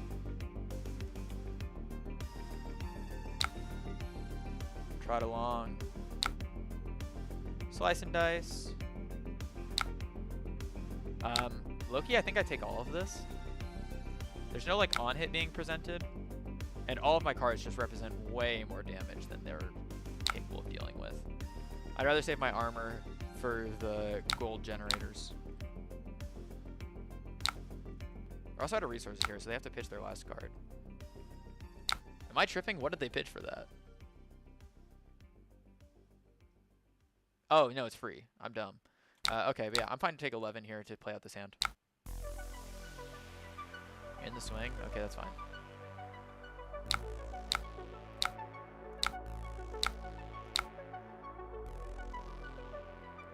Alright, so we play Saber. I probably should have pathed this turn out before I played Saber, but we're playing Saber this turn no matter what. We can't really swing two daggers this turn unless we hit something good off the top. So I think we pitch this Tooth with the Dragon to swing this. I think that's correct. I'm fine double reacting to get this dagger through. This is what you want to see. Them moving all their armor here is really good for me.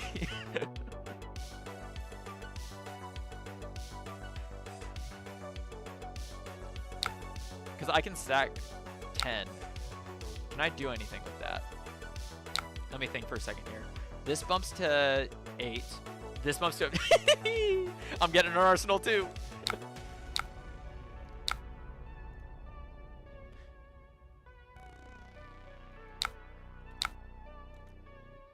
We're getting fealty number 2. We're getting a mark. We're getting an arsenal. It's money, and we're drawing before the brains trigger. Yep. Oh. Oh. Sometimes you just draw the right cards in the right order, you know? I feel bad for this guy. He wasted his Kabuto. Like, but that's how this matchup goes. Fang is like the best user of Kabuto because like you just do dumb bullshit like this.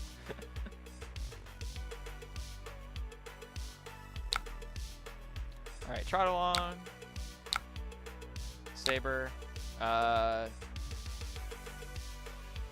Do we start blocking here? How do I convert this hand? I play this, swing, I play this, I play this, I swing dagger, I react, I swing dagger, I react.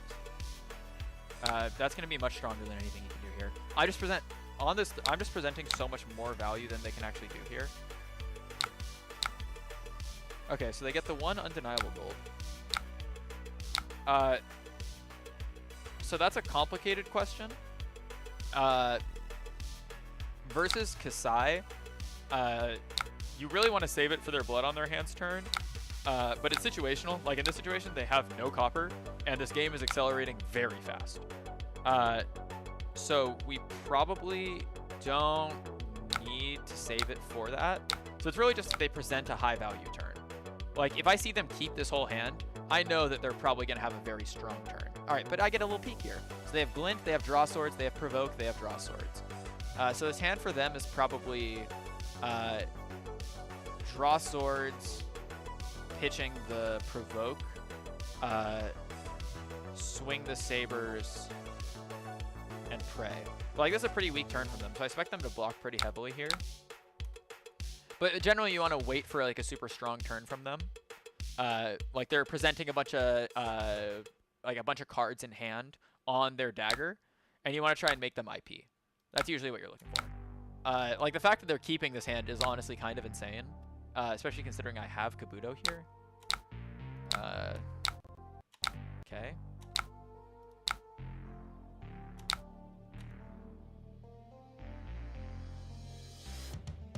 Oh, beautiful.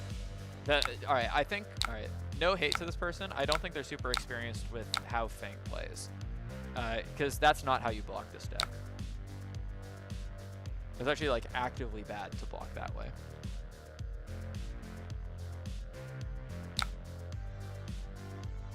Okay, so they Kasai, so they get have the on-hit gold. So we want to try and deny Raise an Army. Is the main thing. We don't want to have to deal with allies. So they're presenting 4 here. It's attack actions, right? Yeah. We can do like a fun little thing of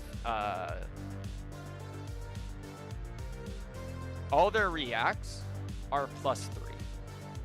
So we do a fun thing where we block with Affirm and Dynamo because they don't have Go Again right now. And how are they getting Go Again here? Let me think for a second. The main thing I'm worried about is the new card because it gives Go Again and creates an ally. But I want to give a card.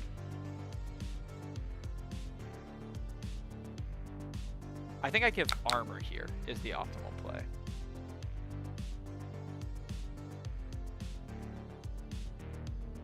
That's true. I know their hand. That's a great point. I'm playing around cards that don't exist. They did draw a card off of, what's it called? Off of the draw swords, but yeah. Okay, Blade Flurry's fine. I'm fine taking 2 here. And then they glint for the go again. Okay, that's fine. I'll just D-react on the second attack, and then we'll call it there. Yeah, they have 2 gold, which is like a little scary for their Raise an Army turn. But, you know, it's fine.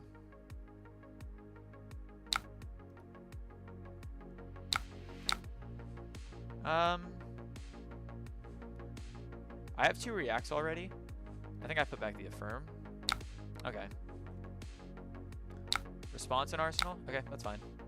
Them using it now is better than them saving it for later. Because all they pushed was damage instead of like gold or copper. So I'm fine with that. I care about chain links again. So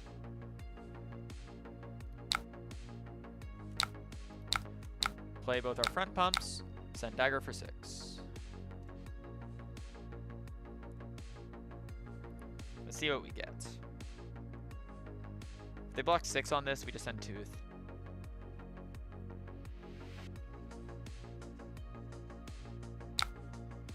Five? Okay. That feels like it's calling out D-React. Because I pump this to 9. They go D-React on top of it to cover up perfectly. So we'll Tooth here so that they don't get value out of their D-React. If they have it. They do have it. Okay, that's fine. Perfectly fine by me. Dagger for 4. And then, importantly, we're going to save the Searing Gaze and Arsenal here. Theoretically, it would be good to remark our opponent here, but I want to avoid drawing a hand that is useless. If I draw a hand without any reacts, it's really bad. So I want to avoid that as much as possible. Unsheathed, okay.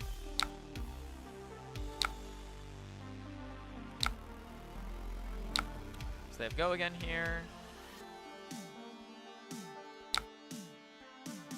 Do I just let this hit and try and block out the second hit dagger? I think I do, because it already has go again, so if they play the react, they're wasting the go again part. I don't want to give them free reprise. Yeah. Yeah, that's the punish, but that's still fine.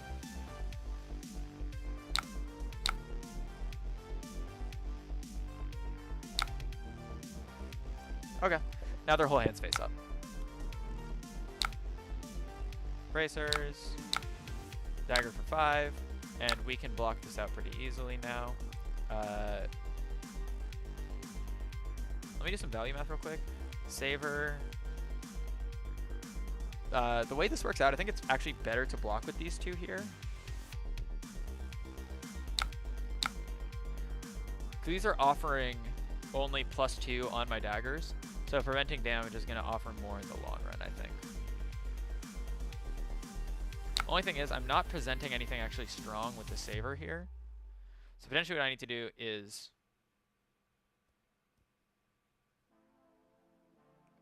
dagger. Let me think here. I maybe misplayed this hand slightly. Dagger. Pop Fealty Scar Tissue puts it at 4. So my combos are 4 with this and a Fealty, or 6. So it's 4 or 6. Both of which are good numbers to get a mark. Close Chain. Saver. Swing. I have my second react there to try and pump over, which means I block with one of these. And I would rather block with this.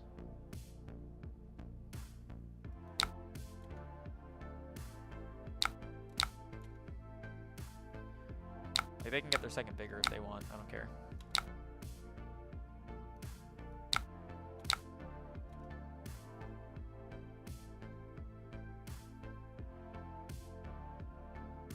Alright, let's see what they block. I said my combos.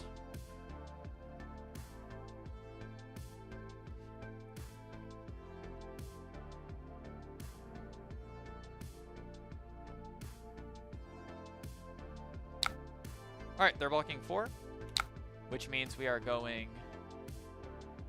Yeah, because we're breaking chain anyway. So we're going blistering here, and then scar tissue.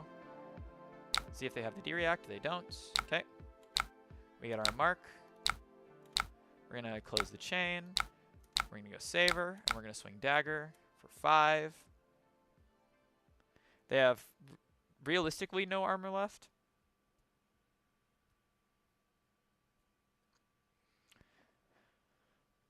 So if they want to stop me from getting the saver proc, they have to give their whole hand.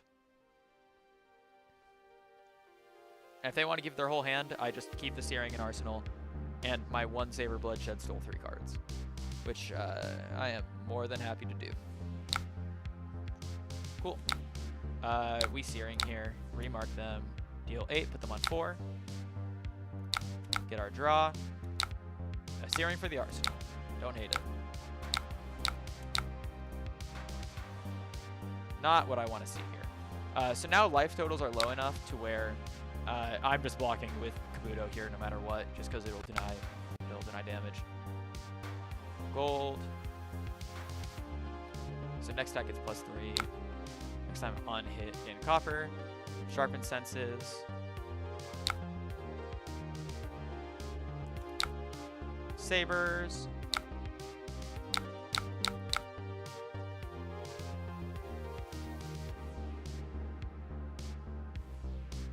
I might not even give a card from hand here because I don't want to give them reprise. Like, copper doesn't matter now.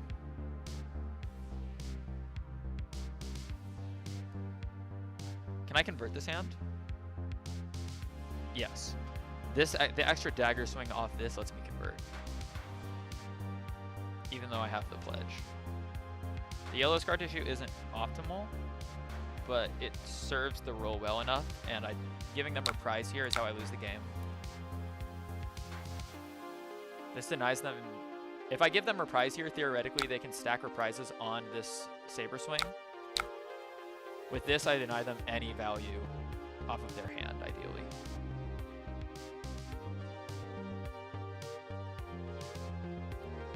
Yeah, what should happen here is they pitch into Grains to try and salvage some value from their hand and then Arsenal the last card.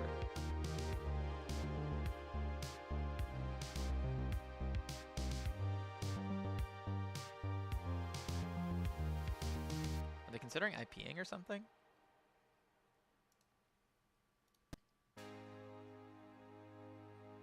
But yeah, this is why Kabuto is powerful. Like, they have this big Sharpen Senses turn where they're going to have free go again on all their stuff. Their daggers are free because they drew a card off the free gold they got from their stuff. They have 2 cards in hand. They have the Outland Skirmish. And Kabuto just says, you get no value out of your Sharpen Senses. Also, you're threatening to IP. Did they just leave the game? Okay, cool.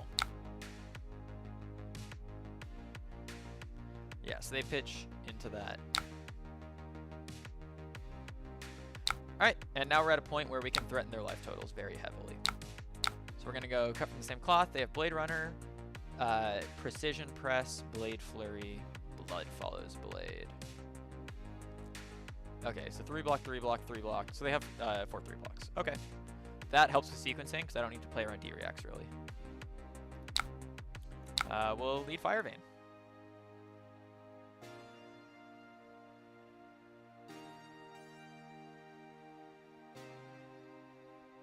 The nice thing too is I can pair these 2 together here. So I can go Long Whisker, extra dagger swing on hit mark, or I can go +2 and stack the +2. And I have enough marks where I can leave them marked at the end of the turn in case I draw my 3rd saber. Yeah, so we want to sequence it so that Searing is the last one I play, or maybe I like even an Arsenal. Like if I can get value off Pledge here, I'd love that. Like if this is... See, this is why the Fang endgame is crazy. because they just threw their hand away, and I pressed pledge fealty, and then I win the game now.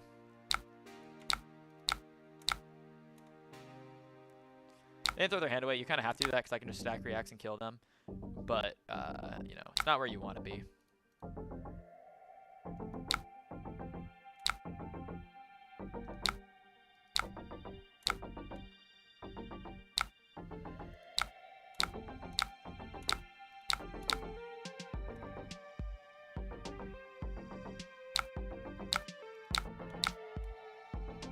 They have D-React in Arsenal?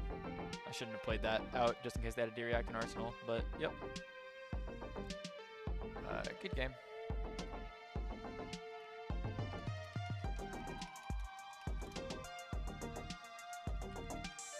Alright, we have received the Verdance player. Give me 1 second to start up the game. CC. Set it to private.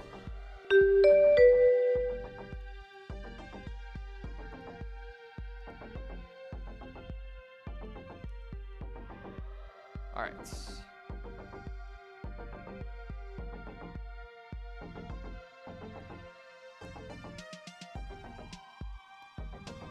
All right, that was a good game versus Kasai, and now we're gonna get some Verdance practice.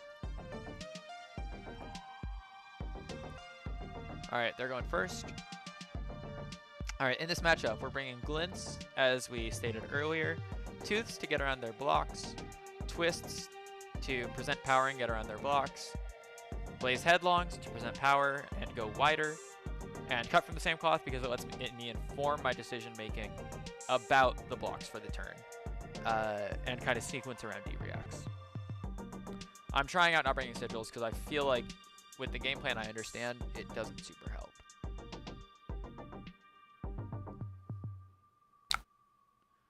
All right, Everbloom Life.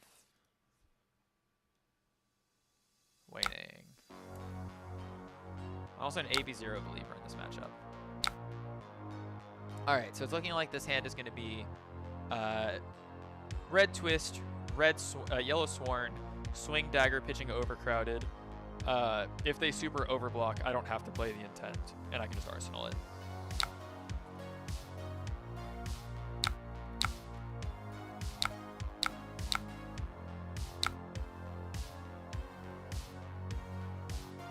Yeah, that's as good of a Tune 0 as I can ask for because I didn't really take much damage at all. Ooh. If they're just letting 7 damage go through, I'm fine with that. Okay, Sync. That's fine. I'm still fine with this. This is a good trade for me. I don't need to play this react here. There's the second react. Okay, we baited it out. Do we want to play this? This gives us a mark and 3 power, and yeah, with all the things that we have, we want to play this. Third D-React. That's fine. I'm not happy about it, but I at least get my grains for turn. Carry over the Vigor into the next turn. Triple react is crazy. E-Strike for 5. Interesting. So we go this, and this is our pitch for turn. They're not marked. I think we give up Saver here. We play this, pitch that, swing that, swing that, swing that. Yep.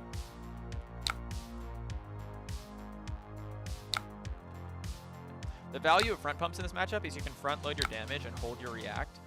And if you decide based on their blocks that you don't want to play their react into what they're presenting, you can just arsenal it, which is really strong. You don't have to like fully commit your reacts. You can force out cards.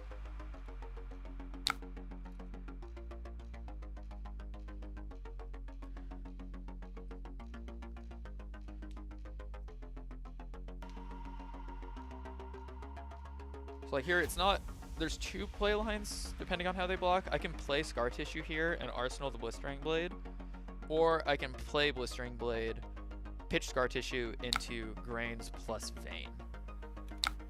Okay, well now I have to decide. They no blocks, they have a react. If they have a react, I think I would rather play the Scar Tissue and get the mark here. I think that's slightly more value than swinging this.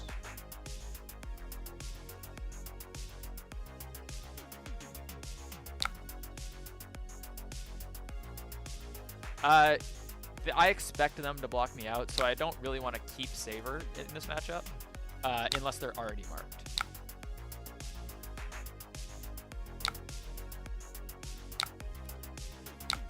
It's too much work. Saver's good because it just says 4 on it, but in that hand, it just says 4 and it blocks for 3, and the 3 block is more important there to me.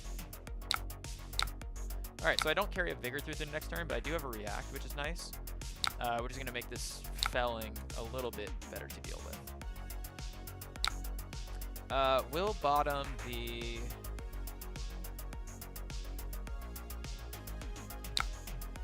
let's see, we block this. We block this, we block this. We block this, we block one of these. We throw some armor behind it. We pitch to swing dagger, and we arsenal the affirm. Yeah. I think that's the best thing I can do. So we'll bottom that. Oh, it's only 4. I forgore. So in that case, Loki.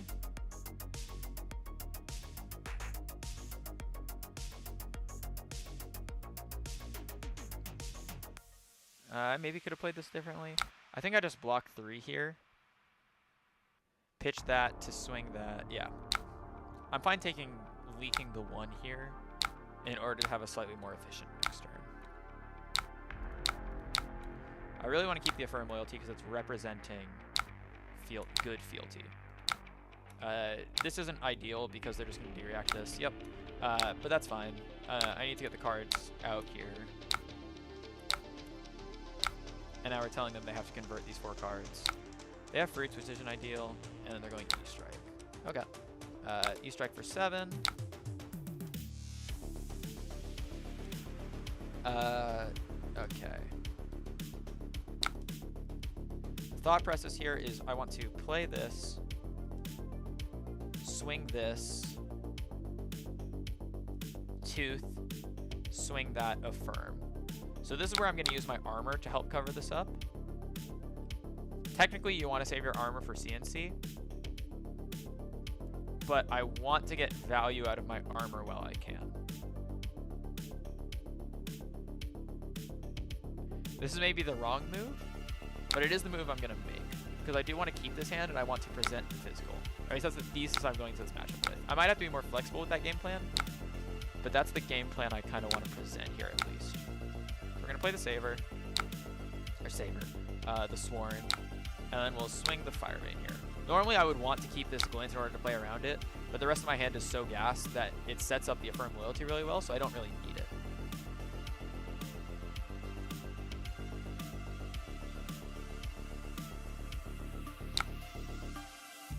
Block 6. Oh, that is kind of rough. That's wild. All right. Well, I set up this play, so I have to do this. But on the bright side, that's 2 less cards, so they're not getting full value out of their blocks. And now I get this, and this is presenting 7 here.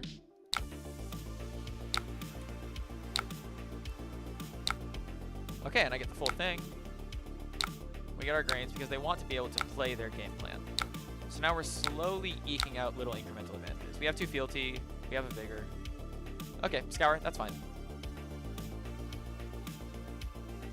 They are going to get their 1 damage off of it, and they're going to steal our vigor, which is not ideal, but that's fine. I would rather see it now than after I've planned everything around not using it. Okay, so on this turn, I think we're looking to play cut, get a read on their hand, and then this is unfortunately probably a hand where I have to pitch glint, send scar tissue, arsenal scar tissue. Theoretically, there's a play where I swing this with scar tissue, I wait for them to block, and then I glint. The danger of that is if they don't block and they wait to de-react, I'm kind of shit out of luck. They presented 3 shelter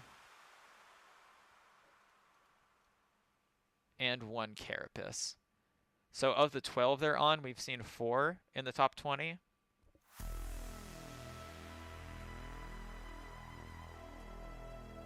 They would have dereacted last turn if they had it, so that's not a dereact.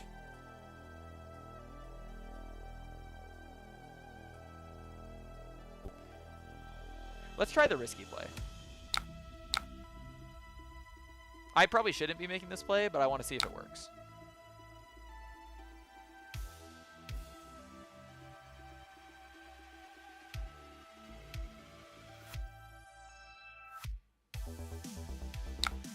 Oh, thank you. I really needed that. Oh, and it's worse. Okay, what do I do now? I want this resolve. I close the chain. I send Fire Vein. Pitching that, I scar tissue, and I cut.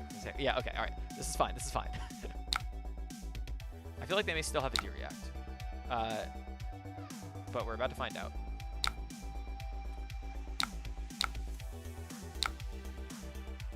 They have yellow carapace plus mental block. Okay.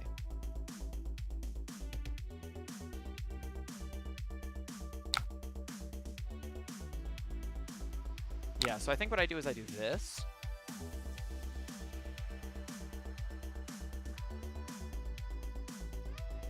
Yeah, Justin. I've been recruiting for the practice regiment. Yeah, the nice thing is if I can take their mental block and their yellow carapace, they actually can't send the light up the leaves. So they're going to block with it. Okay. So carapace can block for 3 here. So they would go up to 6. If I play this, it goes up to 8. They have mental block carapace here, and they're fine with that. I think I just pass priority, force them to mental block here.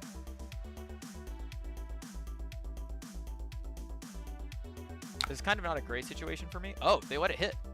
Okay, shit. I mean, I won't say no. They really should have mental blocked that, I think.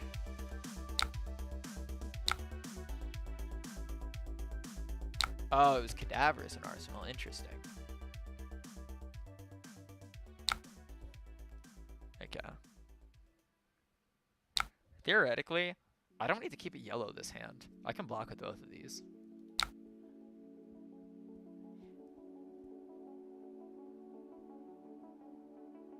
Can I do that? Am I lying? No, I want to keep one of them. I want to block this way, and I want to go dagger pitching this. There's not... Oh, I don't have to pitch, though. So I can play this, swing that, present the mark, play Searing. My hand's awkward. Do I just block like this? I have the 1 resource, just swing that. Throw Searing on top of it, send out Blaze. Maybe throw Scar Tissue on it if they don't block super well. I think I'm fine with that. Just block out as much physical as I can.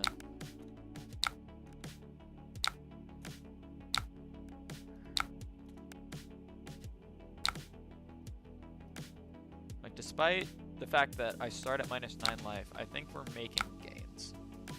Okay. So we Searing here. I'm fine just leaking damage here. Pressing Scar Tissue here, I think, is a little too greedy for my tastes. I think I'd rather just hold the react. Wait. They're throwing the yellow carapace there? With no decompose? If this is bait, I'm taking it.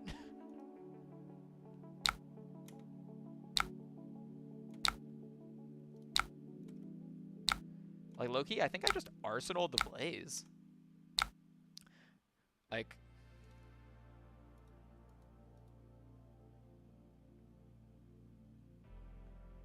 No, why would they want to get it out of Arsenal then? Does it mean they want to plow me? Or were they just scared of the attack going through?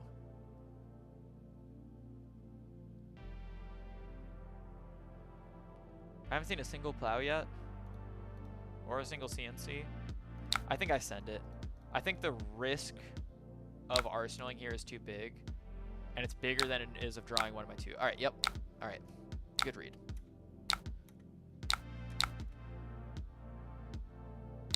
Another Cadaverous. Does that put them at 8? I think it does. Yeah. And after this, they'll have exactly enough Earths for another Decompose. Okay. 8.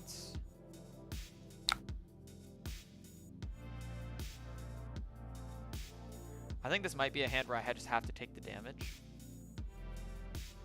I take 6 here, or 8 this way. I play this, swing that, pitching that. Play this, swing that, threatening this.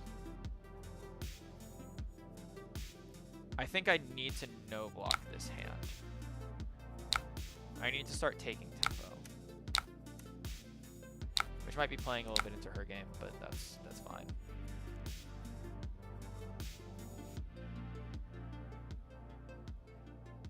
Yeah, I think the proper way to sequence this actually... No, I do need to do this because the sequencing involving scar tissue makes it a little awkward, so I just kind of have to do this. Still fine, but... Are they going to double D-react this? Oh. I'll tell you what. Was not expecting that. What do they have? Scour?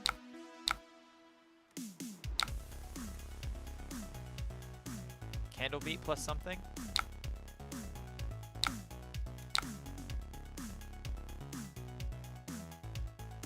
Do I... It's saying they're giving that up there. Do I want a scar tissue here? Yeah, I do. They would have D-reacted the first, played around D-reacts on the first one.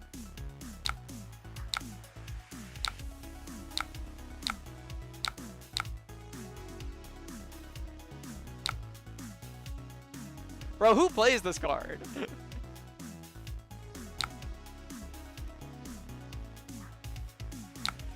I don't think that's worth it for them. like not gonna lie, I don't think that's worth it. They took a massive tempo loss for that. And I have a Vigor on a save return now. A save return with a Firm. Like, this is crazy.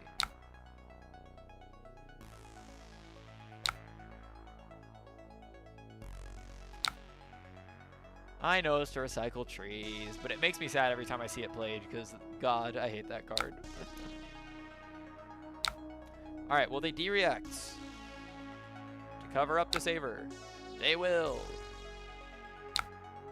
That's fine by me. Inefficient reacts are the name of the game for me. Pitch this down. Are you willing to give the rest of the hand? Not gonna lie, forgot that they block for 4 now. But I do kind of need to spend this here.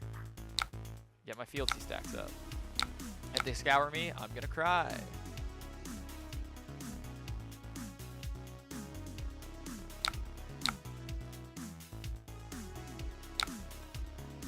Felling's pretty bad too, but...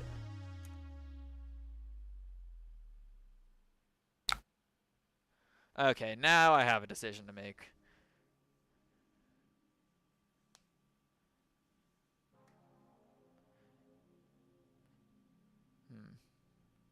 God, this would have been such a gas hand. Alright. Wait, hold on. I meant to block. I for some reason I thought I was unblocking. Rewind that shit.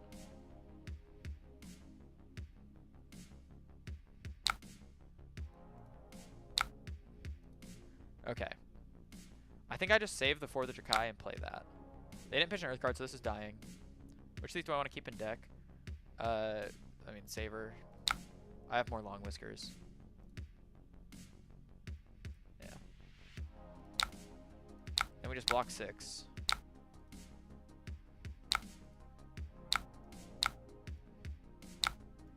The Tranquil dies.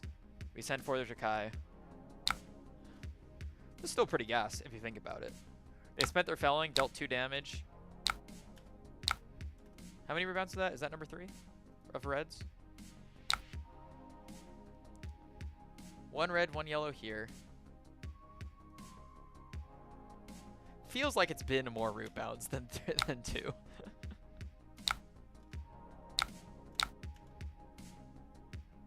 Pledge fealty. Okay. We're online. I love that for us. All right. Boom. Double plow, tranquil, sync. Okay. So I just need to play around sync. Doable. How doable though? This is at +5. Okay, if we're playing around sync, we send dagger first in the sequencing. Justin, maybe, potentially. It's something I've been thinking about though, because I was thinking about this matchup because I keep losing to it, and it's because I keep greeting. But to be fair, in this matchup, you do kind of have to greed. But like, you know, you gotta do what you gotta do. Yep, they sync here, but they proved, so giving up the helmet's fine here. And then we send Blaze for 7 here, which is much better than sending Dagger for 4. And now we're on 4 fealty, so unless they scour us and play 1 extra, we get to keep at least 1 fealty here, which is nice. We got to put them pretty low. Well, I think it depends on the deck. Like, KO should not be blocking felling, you know? But, like, I think I should be. Alright. Well, I'm at 8, so I might be dead here. Let's find out if I'm dead. I'm dead! Wait! I'm dead! Alright. Good games. GG's.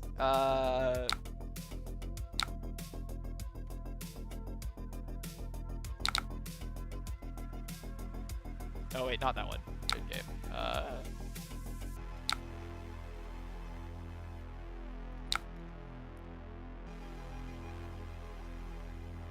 Yeah, I'm dead here.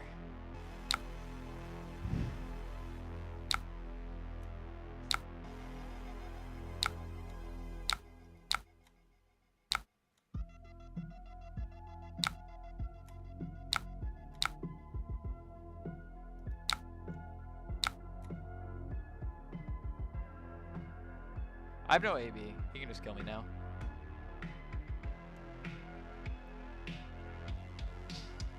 I can't? Well, yeah, you can't block out felling, but you just kill her. Acilio's the secret meta strat.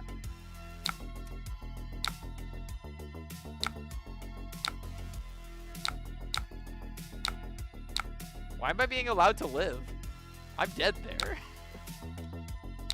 There's a burn bear in hand with a blue and a yellow to pay for. There's enough resources to pay for waning burn bear stride.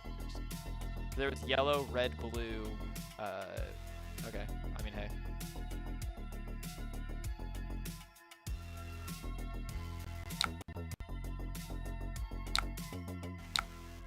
All right. Well.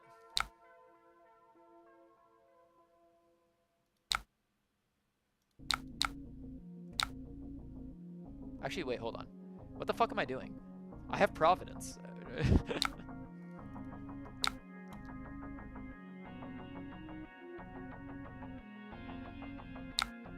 Put back that. Block with these. Protect that. Like, I'm so Omega dead. I shouldn't be alive right now. Gotta be safe around Arcane Polarity. I mean, I guess.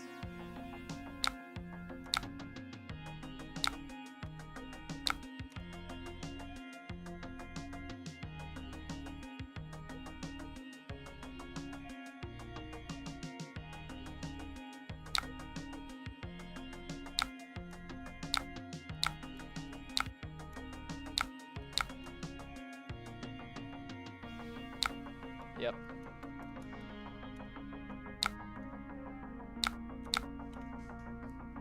Yeah, Yep, I was behind a turn cycle.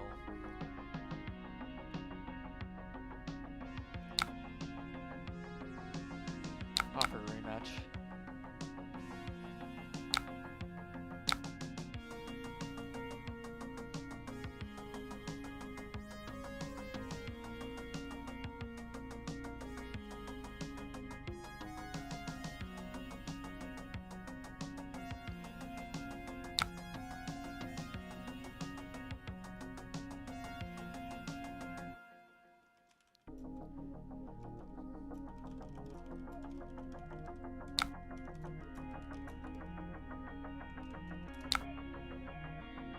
See you, Justin. Drive safe.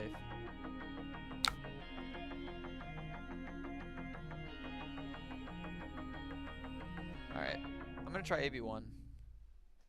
See how it goes. I had a theory about AB1 last time. I found it not super effective, but I'm back on AB1.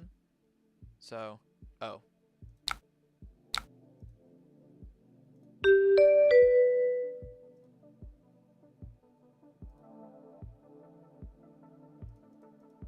Alright, bring this, this, this, this.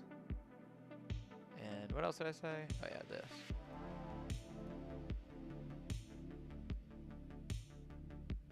Let us see.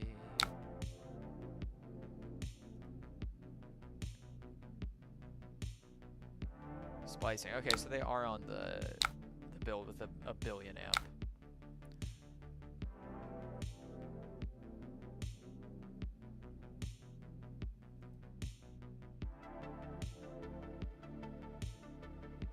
I like Loki like this hand.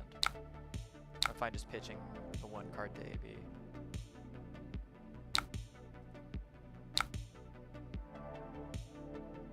This is a gas hand.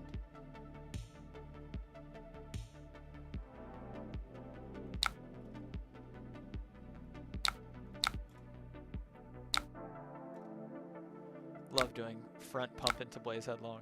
My goat. And I'm fine pitching Glintier again because my hand is very threatening.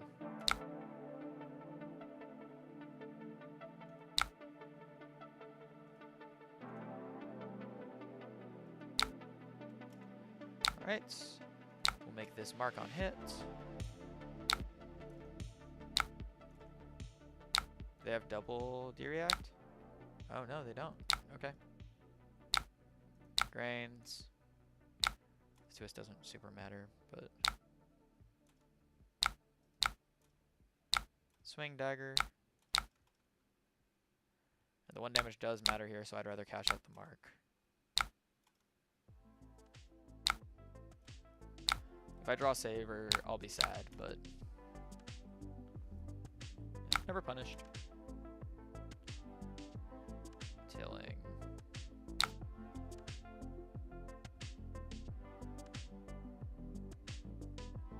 This is my pitch. This is my play. This is my arsenal. Block 6 here. Pitch that.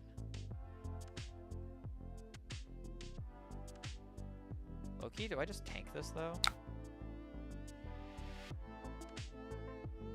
Because what would be the difference in that?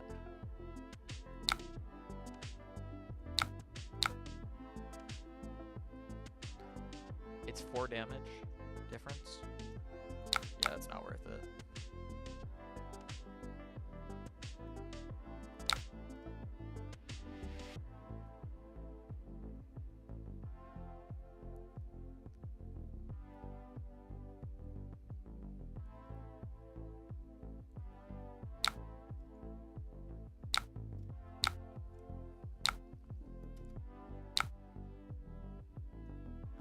Right.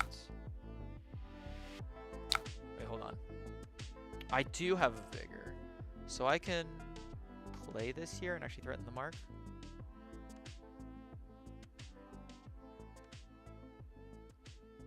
No, I think that's worse. I think I need to play for a little more value. I do this, I react.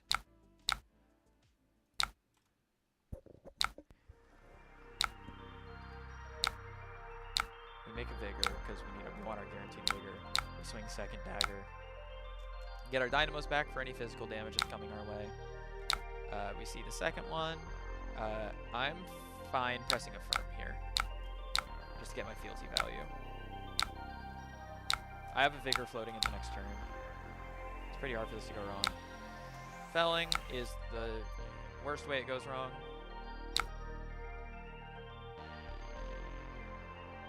Let's see.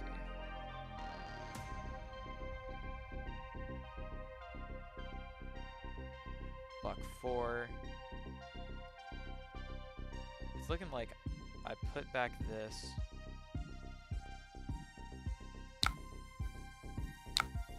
Block 6 here. And then just swing dagger, play that.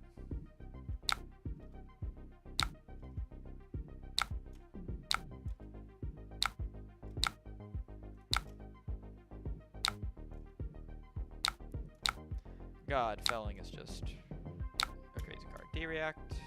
Yep. But I need to keep my fealty stack up. I wonder if I do. I think it's a big enough threat because Scour is tempo negative. Alright, yeah. So like here they could be pushing damage and stuff, but now they're doing something tempo negative. Instead of like sending another Felling or something like that. They're doing 2 damage to me. Not worth APing on this. This is a hand where I can actually use Glint very well. Glint and Pledge Fealty get around a lot of stuff.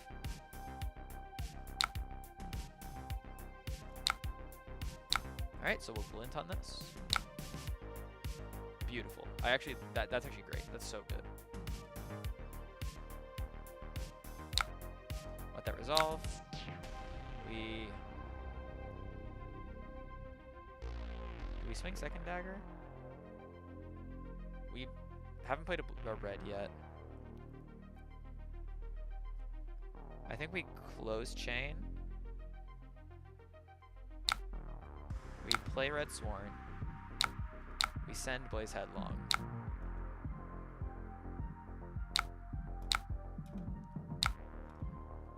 Okay, so no D-React. I would have thrown a D-React on that, I think. Or maybe they just have a smaller D-React.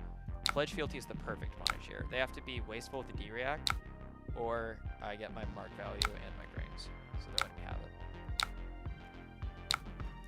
That's a pretty good value turn. Light up the leaves. Nothing I can do about that one. I'm not pitching this hand away. Pitch this. Play that plus that. Grains, Arsenal that is probably the play.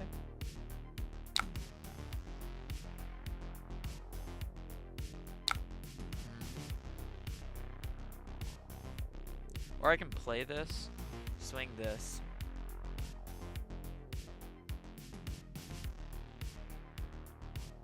Throw that on. Or I can swing this, throw that, close chain, play this. Or I can just swing that, play this, swing that, play this, pitching that, throw it on top of it, try and get the grains. I think I need to stack tall based on the way they're playing this out. A lot of this is also out reading them as well, figuring out what they're trying to do. Interesting. So I throw 6 on this.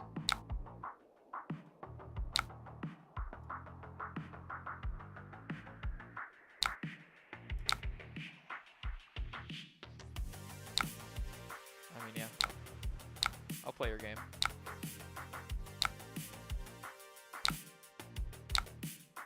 Get the remark. No grains. Second fealty. Then we're just gonna close chain. Move to Arsenal. Make them convert 4 cards. Alright, they had the plow. A little unfortunate, but they're still not using their hand super well.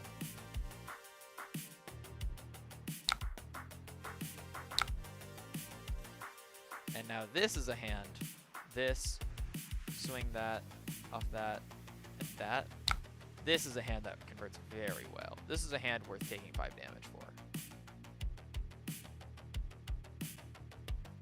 Alternatively, I can block here, send this, arsenal that.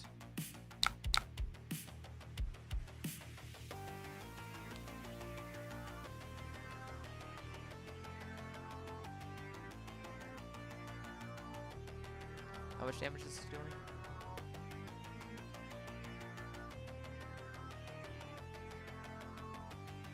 I committed to stopping the physical damage. That's what I said I was going to do. So that's what I'm going to do.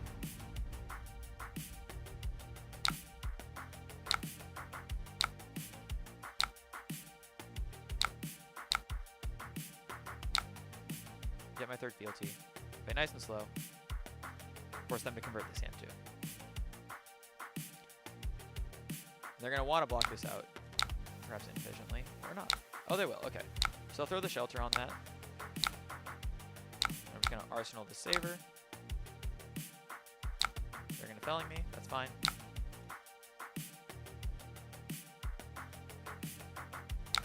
We're online now.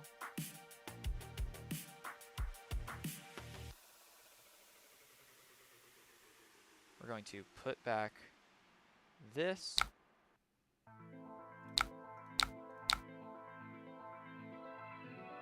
We'll block 6.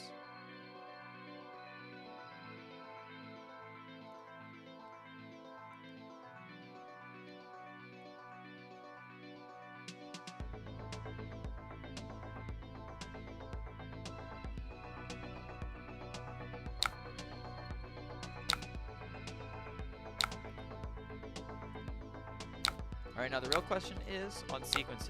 Do I want to lead with Saber?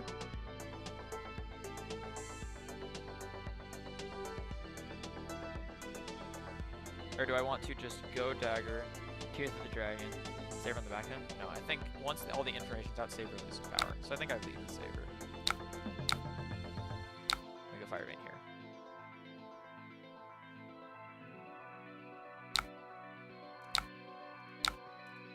It's giving dual D react. But that's fine. This is going to be inefficient for them.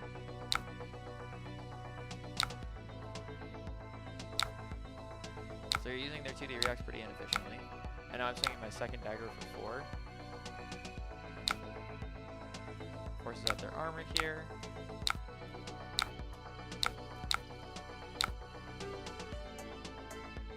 And what believes. That is the punish. There's nothing I can really do about that one. I'm really behind in this game now. This hand might help me come back though. This is a strong hand. Triple react with no way to swing multiple times isn't really what you want to see, but let's see what they're holding.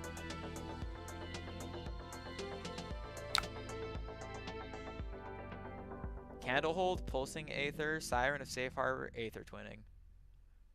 4 3 blocks, nothing to do with them. This is a Hog Wild hand.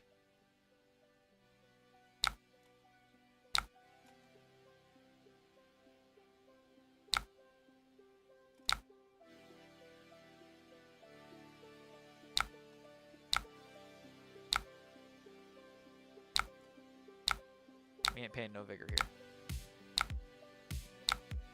We know they can't disrupt my arsenal, so we're going to keep the Tooth of the Dragon for a turn where it's more impactful.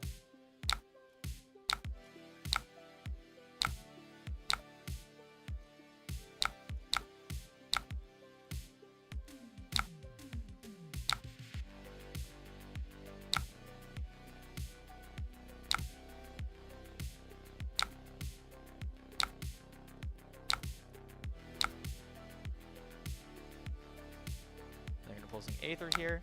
This is going to put me down to 12. I have too many reacts to use anyway. I can pitch one of them away. Probably the Affirm.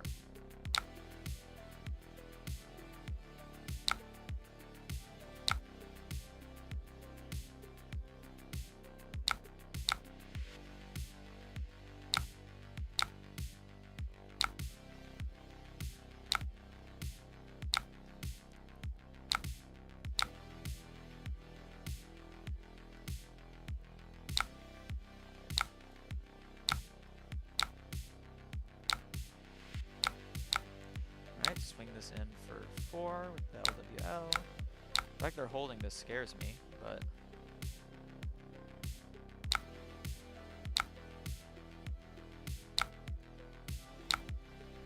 Bound, okay. It's fine.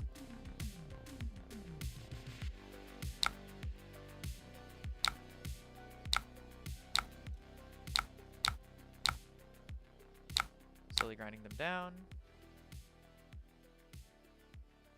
Yeah, and we'll play this. They've only really presented one plow. I don't want to get caught losing value like that. Alright, get them down to 6. Tilling.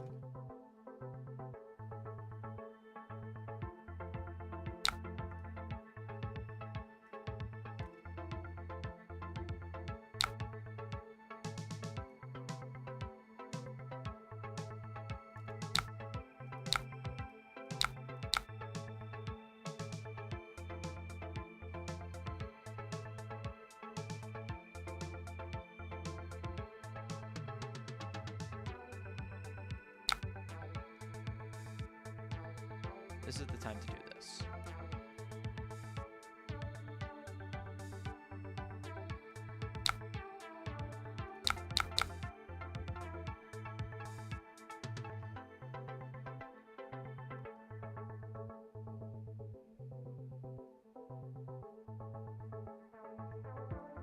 I think this is more vulnerable.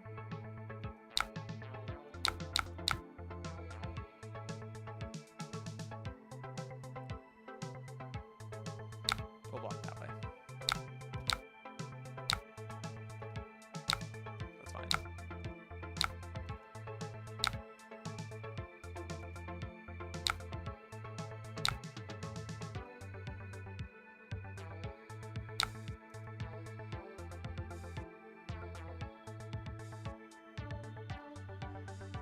Not a great draw. Saber would have been much better here. I should have thought around what I can convert this card into. Which I did not do, but... And now I'm getting punished for it. But it's fine. And then we send... We'll just send a for the Drew High here.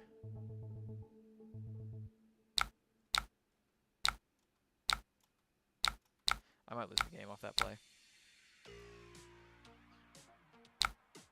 Oh, heartbeat. That's fine.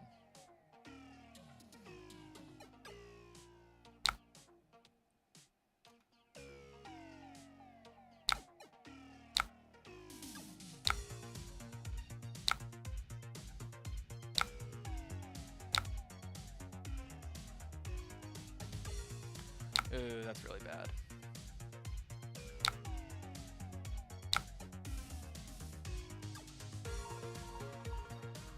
I kind of just have to take this.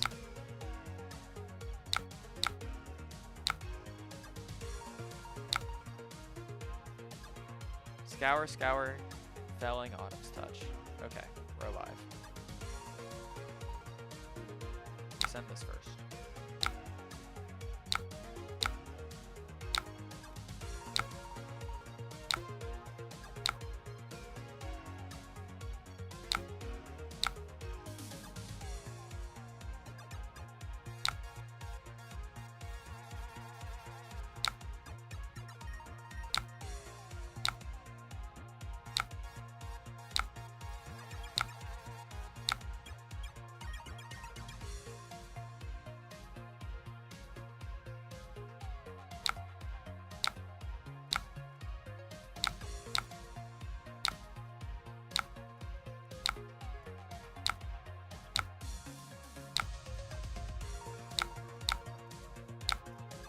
Okay.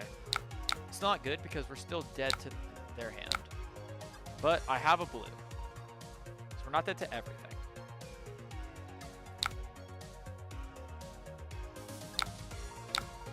I think I can threaten them enough while still holding enough resources to AV.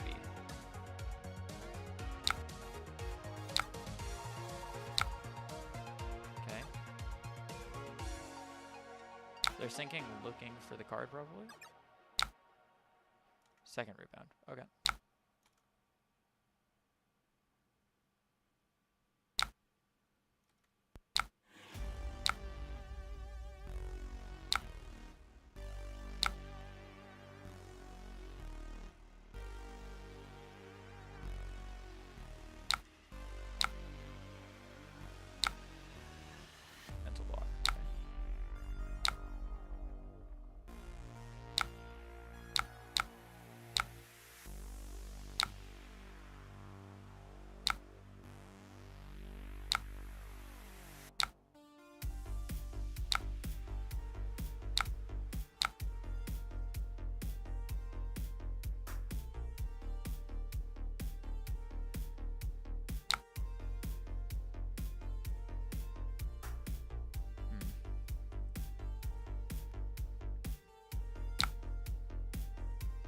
Oh, so I'm not dead. Sick.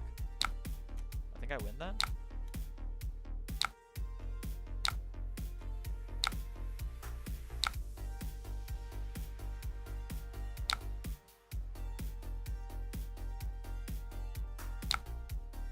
That game went better. I still got lucky at the end.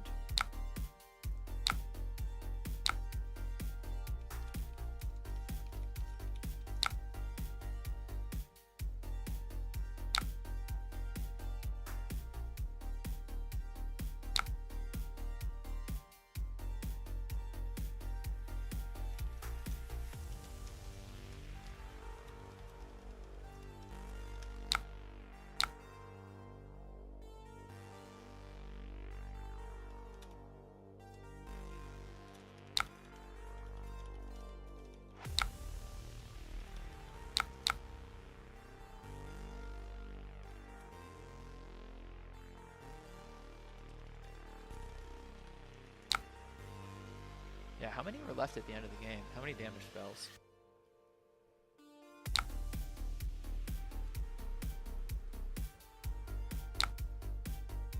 Two burn bears, two light up the leaves.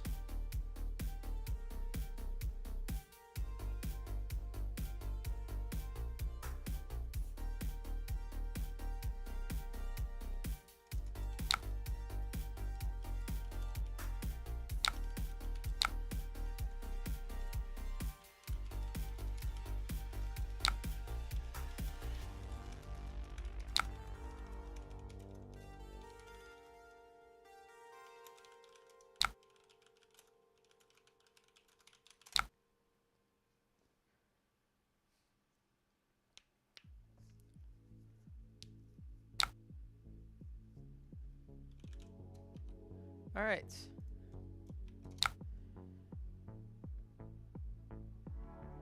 Yeah, I think they're right. AB's weird because you don't want to pitch into it. But once you're online, it's like you can afford to lose cards from your hand to not die. Like I knew his arcane was towards the end of the cycle because of the way the game had went. I just wasn't exactly sure where in the cycle. I did almost lose the game because of my sync play. I wonder, can I pull up my stream and at Pharaoh 20 Fab T. I want to pull up that VOD because there's a point where I used my crown and that sync that I did almost lost me the game. That VOD. Mute this. All right, here it is. Where did I burn my crown? Okay, here. This sync almost lost me the game. Because, or not the sync itself. The sync was correct. It was correct to sync the pledge. The sync and block combination. I block with Saber here. My thought process was if I draw a red, I'd rather go Dagger, React, Blaze for the Drakai. Because going 3 wide is harder for block. They have to have multiple D-reacts, and they've already burned through most of them. So I'm going to guarantee force 3 some damage if I go wider than if I go taller here. The problem is if I don't draw a red react, like a Draconic react, not even a Draconic react, because it doesn't matter. If I don't draw a red react, Blaze doesn't turn on, which is something I forgot. Because I'm tucking the pledge to the crown, so I can't turn on Blaze. The correct play here is to block for the Drakai, and then sync the pledge, play the Saber. Because it's actually not a numerical difference, it's just in the way the damage is distributed. And the chances of me just whiffing like I do here is so much higher. Like if I have Saber here, like they're throwing 5, like maybe their blocks change, but they're throwing 5 into 5. I just make it Draconic, go up to 8 here, present the mark, and I've played a red so I can go Blaze for the Drakai while I'm above their kill range. It takes more cards. It doesn't let them do that play that gets me down into their kill range, where it gets me down to 8 like they did that other turn, and keeps me in the game a little bit better. That, I think, was my big mistake.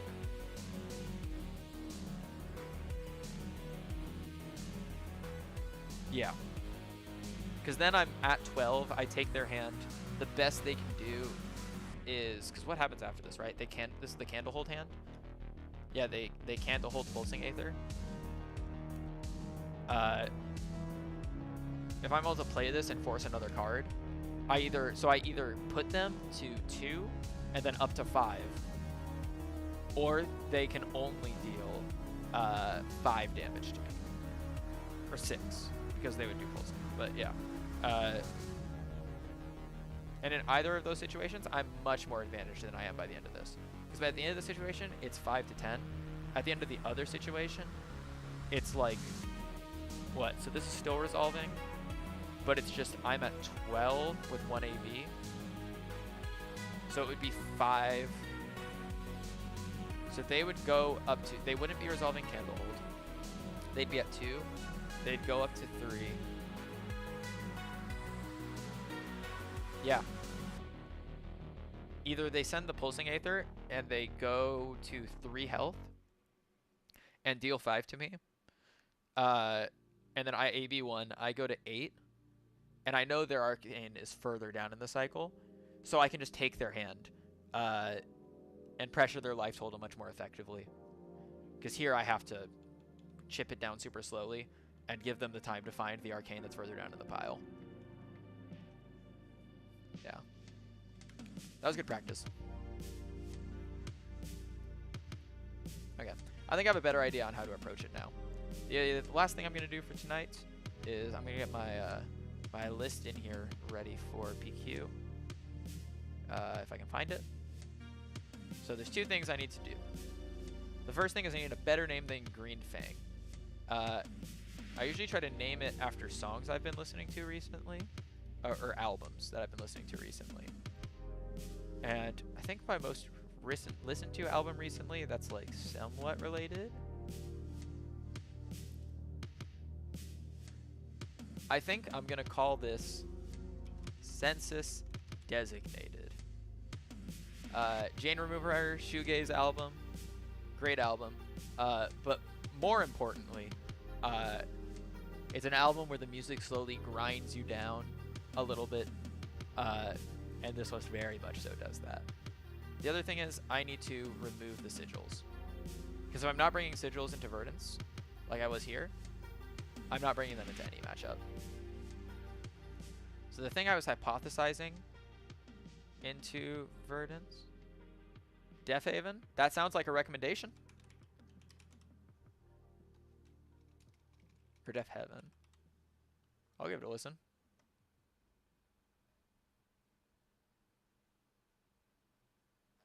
I love finding new music.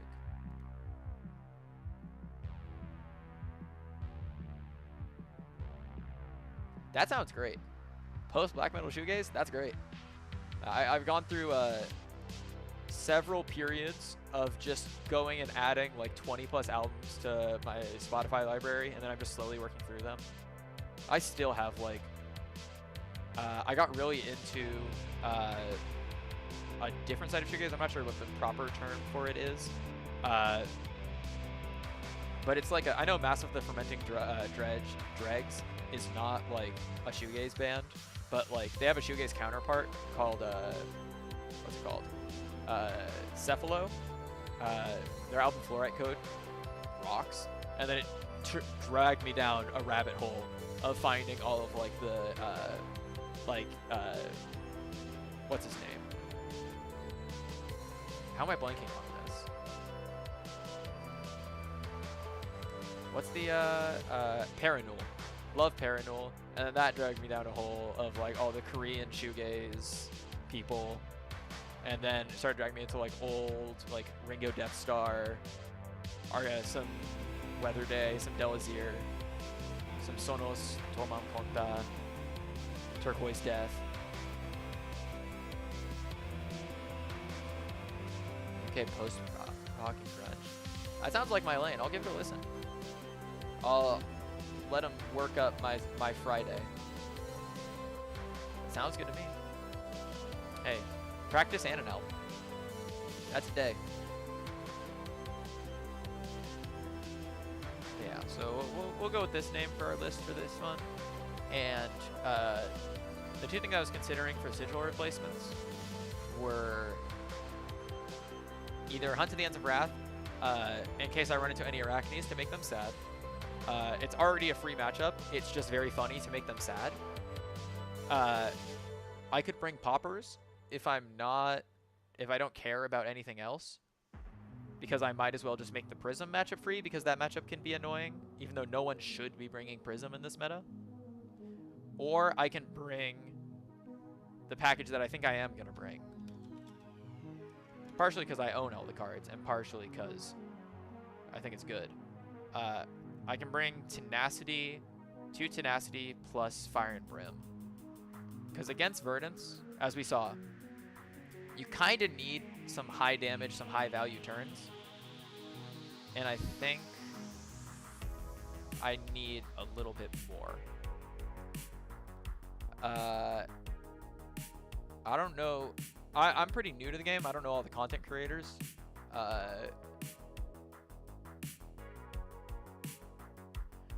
Yeah, so I mean, it's just an open slot. The main consideration is Bastion does not. Bastion doesn't really work into Syndra. If you're bringing Bastion versus Syndra, you're kindly, you're either in a Prism meta and you needed slots, or you just don't have space for other things. Like bringing Bastion into that matchup feels really bad. Because then you end up in a hand where you are holding Bastion, or you draw it off Saver, or Providence. Like there's just a lot of really bad cases. Yeah, my adage for this deck is I never want to draw a card and have it be bad, except for Hunt's End, because Hunt's End is so good that it makes up for it. Every card in this deck I can draw off Saver if I'm playing well, and it's fine. Literally every card. If I draw a D-React and I've been playing around the fact that, of Chain Enders, I can Arsenal the D-React.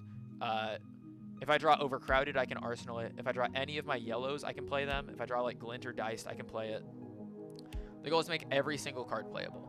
If there's a card whose only purpose is to block, then I'm not playing that card. So like I was on Relentless and I cut it. Even though I think Relentless is better than people think. Specifically because drawing it when I need to play a card is bad, because it's not a card in those situations. But yeah, this package of 2 Tenacity, 1 Fire and Brim is... Oh, actually I put it in my main deck. Oops. Is very nice for Verdance, because it gives you a little bit more high roll. Like, in those turns where they're going, like, D-React, block with 2 cards, sending Tenacity for 5 is just, like, overrate enough to where it does the thing you need it to do. Plus, it's a yellow, it blocks 3, it gives you a little bit more resources in the deck since you're spending more time offline. So it can let you, like, play some of your better resource cards and stuff like that. Makes you less likely to have a hand where you don't have a resource card. And Fire Brim is just like your spike turns. It also has the side effect of being really good into Fatigue. Because there's some people on like D-Gen Fatigue Jarl, and we're already favored into that. But if I can make the matchup easier, I won't complain about that, because I have to use less of my brain. Like, instead of having to like sequence everything, pitch stack several perfect turns, I can just be like, oh, here's Fire and Brimstone. I'm just gonna put it next to like Red Twist and 2 Long Whisker loyalties, or like next to Saver, Long Whisker loyalty, Hunt's End, and just kill them. Fire and Brim is like pitch stack. Fire and Brim is how you get your like crazy 30+ damage combo turns that you need to break through the fatigue wall. I guess theoretically, if that's what you're worried about, you could also bring Parched Terrain, but I think that card is doo-doo dog water. Like they can just, it can sometimes matter, but I have not found it to be relevant enough. Yeah, I think this is what I'm going to bring into the PQ. Alright, so PQ plus SCG Con. Alright, that's looking good. Yellow dice, how does the yellow dice feel? It's really good. Low-key, honestly, one of the things that I'm missing in my side deck right now is, let me go to this version.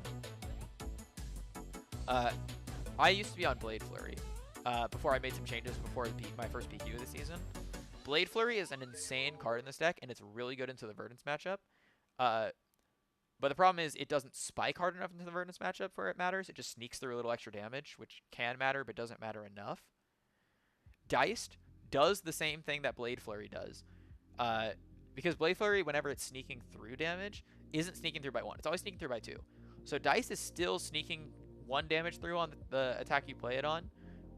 Or it's... or sorry, not or. And it buffs the second attack by the same amount. And it's a resource card. Which is the big thing. It blocking 2 can hurt, I'll say.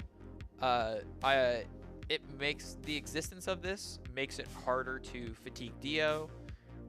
It makes it harder against matchups where you have to block. Like, for example, if you bring this into Syndra, it feels really bad. Even though like Syndra's one of the matchups you want to bring this. What matchup is it for? Okay, so I have a philosophy with this side deck. Diced and Glint fill the same slot here. So the way you can think about this is that these 2 cards are one of these 2 sets is always coming in, no matter what. So I think about if I want Glint for this matchup or if I want Diced for this matchup. Glint is for the matchups where I know they're going to block. So I'm going to get value out of playing it. Or, alternatively, I know for a fact that they're going to be attacking me so many times a turn, I'm going to be blocking with most of my cards. Or I'm trying to fatigue. So like I bring Glint versus Dio.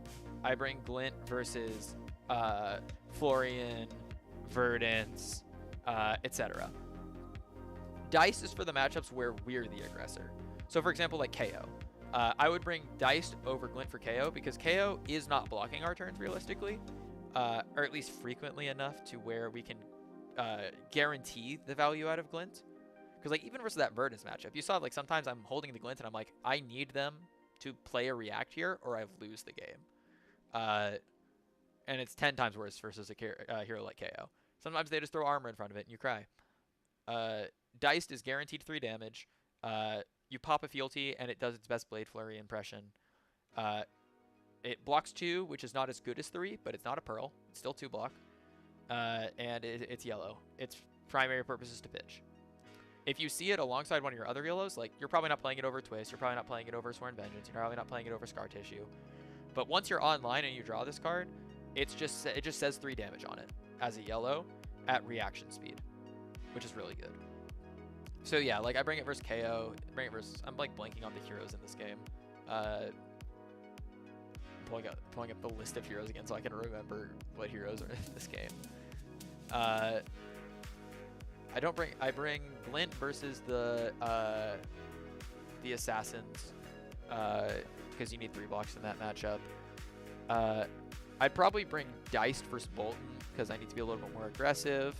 I'm 50-50 on which one I bring into Syndra. I think I'm leaning more Diced because when you're online and pushing damage, you really need to push damage, and Syndra really doesn't want to block you.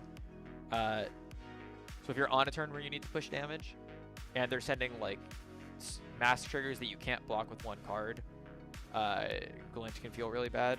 But Dice is consistently 3, and if you need to block with it, you can throw it in front of a 2, or you can pair it up with your equipment. It's not as big of an issue. I'll usually bring Diced versus like versus Fi. I like Diced in the mirror a lot because it's kind of a race. So I like being able to push the little extra damage. But Glint's also good. I'm like 50-50 on that one too. You bring Dice versus Gravy. Gravy's one of the biggest matchups where it matters because it fixes your numbers. The fact that it gives +1 and then +2 is really important. Some fun interactions. Dice with a fealty clears Chum. Because it pumps your first dagger to 3, you get to go again, you swing the second dagger, and it comes in for 3. It also lets you clear weird numbers. You can use it on, what's it called? I'm blanking right now. If they have like 2 like this situation happened to me where they had 2 Sawbones and a Chum, because on a prior turn I had a good value turn. I played a regular react and then I played Diced on top of it. So my attack went up to 5 dealt 5 to the chum, it's at 1, and then I can swing the second dagger at chum for 3, and it kills the chum through the sawbones, which is nice. A lot of little interactions like that. You bring it versus, what's another good example? You bring it versus like wizards, because you just want to deal damage. You bring it versus Katsu, you bring it versus KO. Debatable on Marlin. I think you do bring it into Marlin, because the matchup's so favored already, you don't want to break a hand. So you bring it versus Marlin. You know, matchups like that. Matchups where you can see yourself not playing Glint is the main culprit. Yeah, I think I'm pretty locked in with this list. I've tested this list a lot. It doesn't show in my stats. It only shows like what? Here's my results. Like I only have like 50 games on this list. You need to play more defensive into Chaos. So here's the thing, right? Glint versus Diced. I say defensive, but yeah. So the thing about Glint and Diced, right, is not obviously block 3 versus block 2 is really important in those matchups, but in your resource cards, oftentimes they're the cards you need to save for your turn while offline, because otherwise you can't do anything.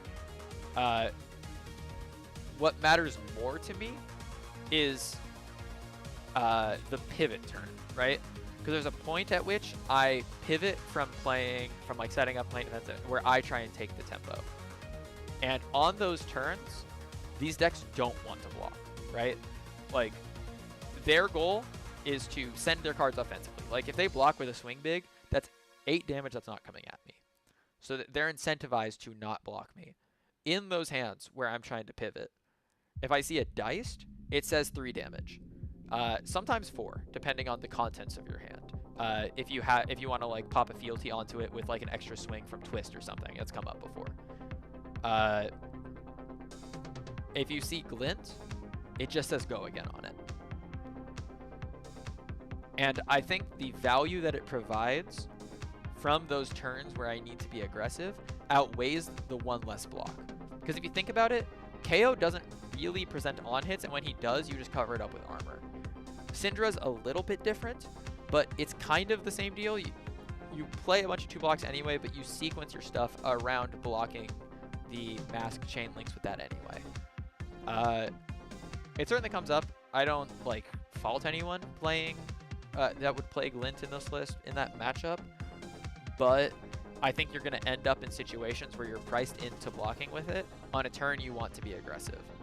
And like I was saying, that's something you want to avoid.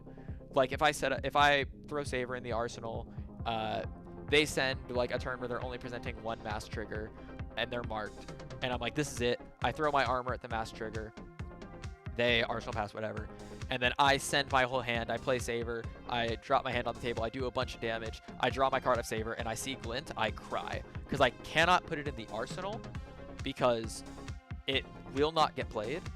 I can't hold it in my hand because I'm IPing, and I'm losing the value off this turn. It's just so bad. Diced at minimum is some damage. Or I can arsenal it. Like, arsenaling Diced isn't the worst thing in the world. You just, like, present it on a later turn. In those matchups, you have a dearth of fealty, so it is a starter. If you arsenal it, you just pop a fealty into it, and it presents a bunch of damage. It's a card that plays better than it sounds sometimes. Although I've played with it enough to where, to me, this reads crazy.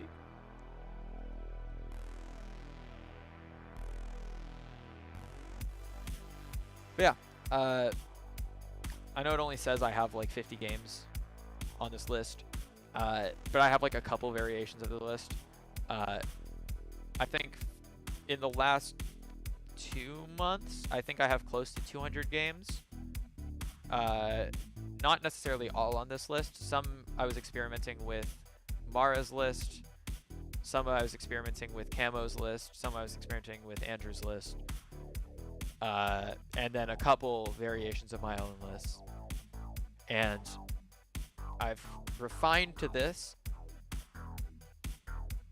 and it feels very good. There's very few cards I would change out here. I'm still iffy on Sworn Vengeance, but I think it's the best card in its slot. And this package is just like a meta call, because I don't want to deal with the mental fatigue versus Jarl, and I need some Spike Turns versus Verdants.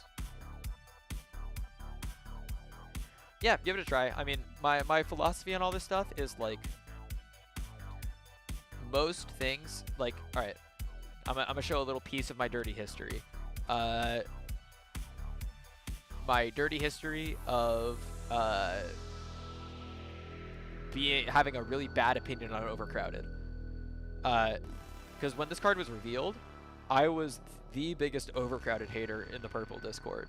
Like, I literally made this whole thing that was trying to convince people not to play Overcrowded before the card came out. And to be fair, everything I say here is correct. It is a card that plays roles that we don't necessarily need. Its best cases, like other than like really niche scenarios, is that it attacks for 3, blocks for 4, pitches for 3. In its best case scenarios. But I'm arguing here that like I would rather have Yellow Sync because I'd rather be able to fix my hands, be able to play at react speed. I don't care about playing versus Codex. And all of these are true. We're already good against Codex decks, so I don't care. A Sync effect is very powerful. This is what it does. But it turns out having a blue card that you can arsenal safely and then block for baseline 3 and then sometimes 4 to 6 is insane numbers-wise, and we're a numbers deck, and that's just good enough.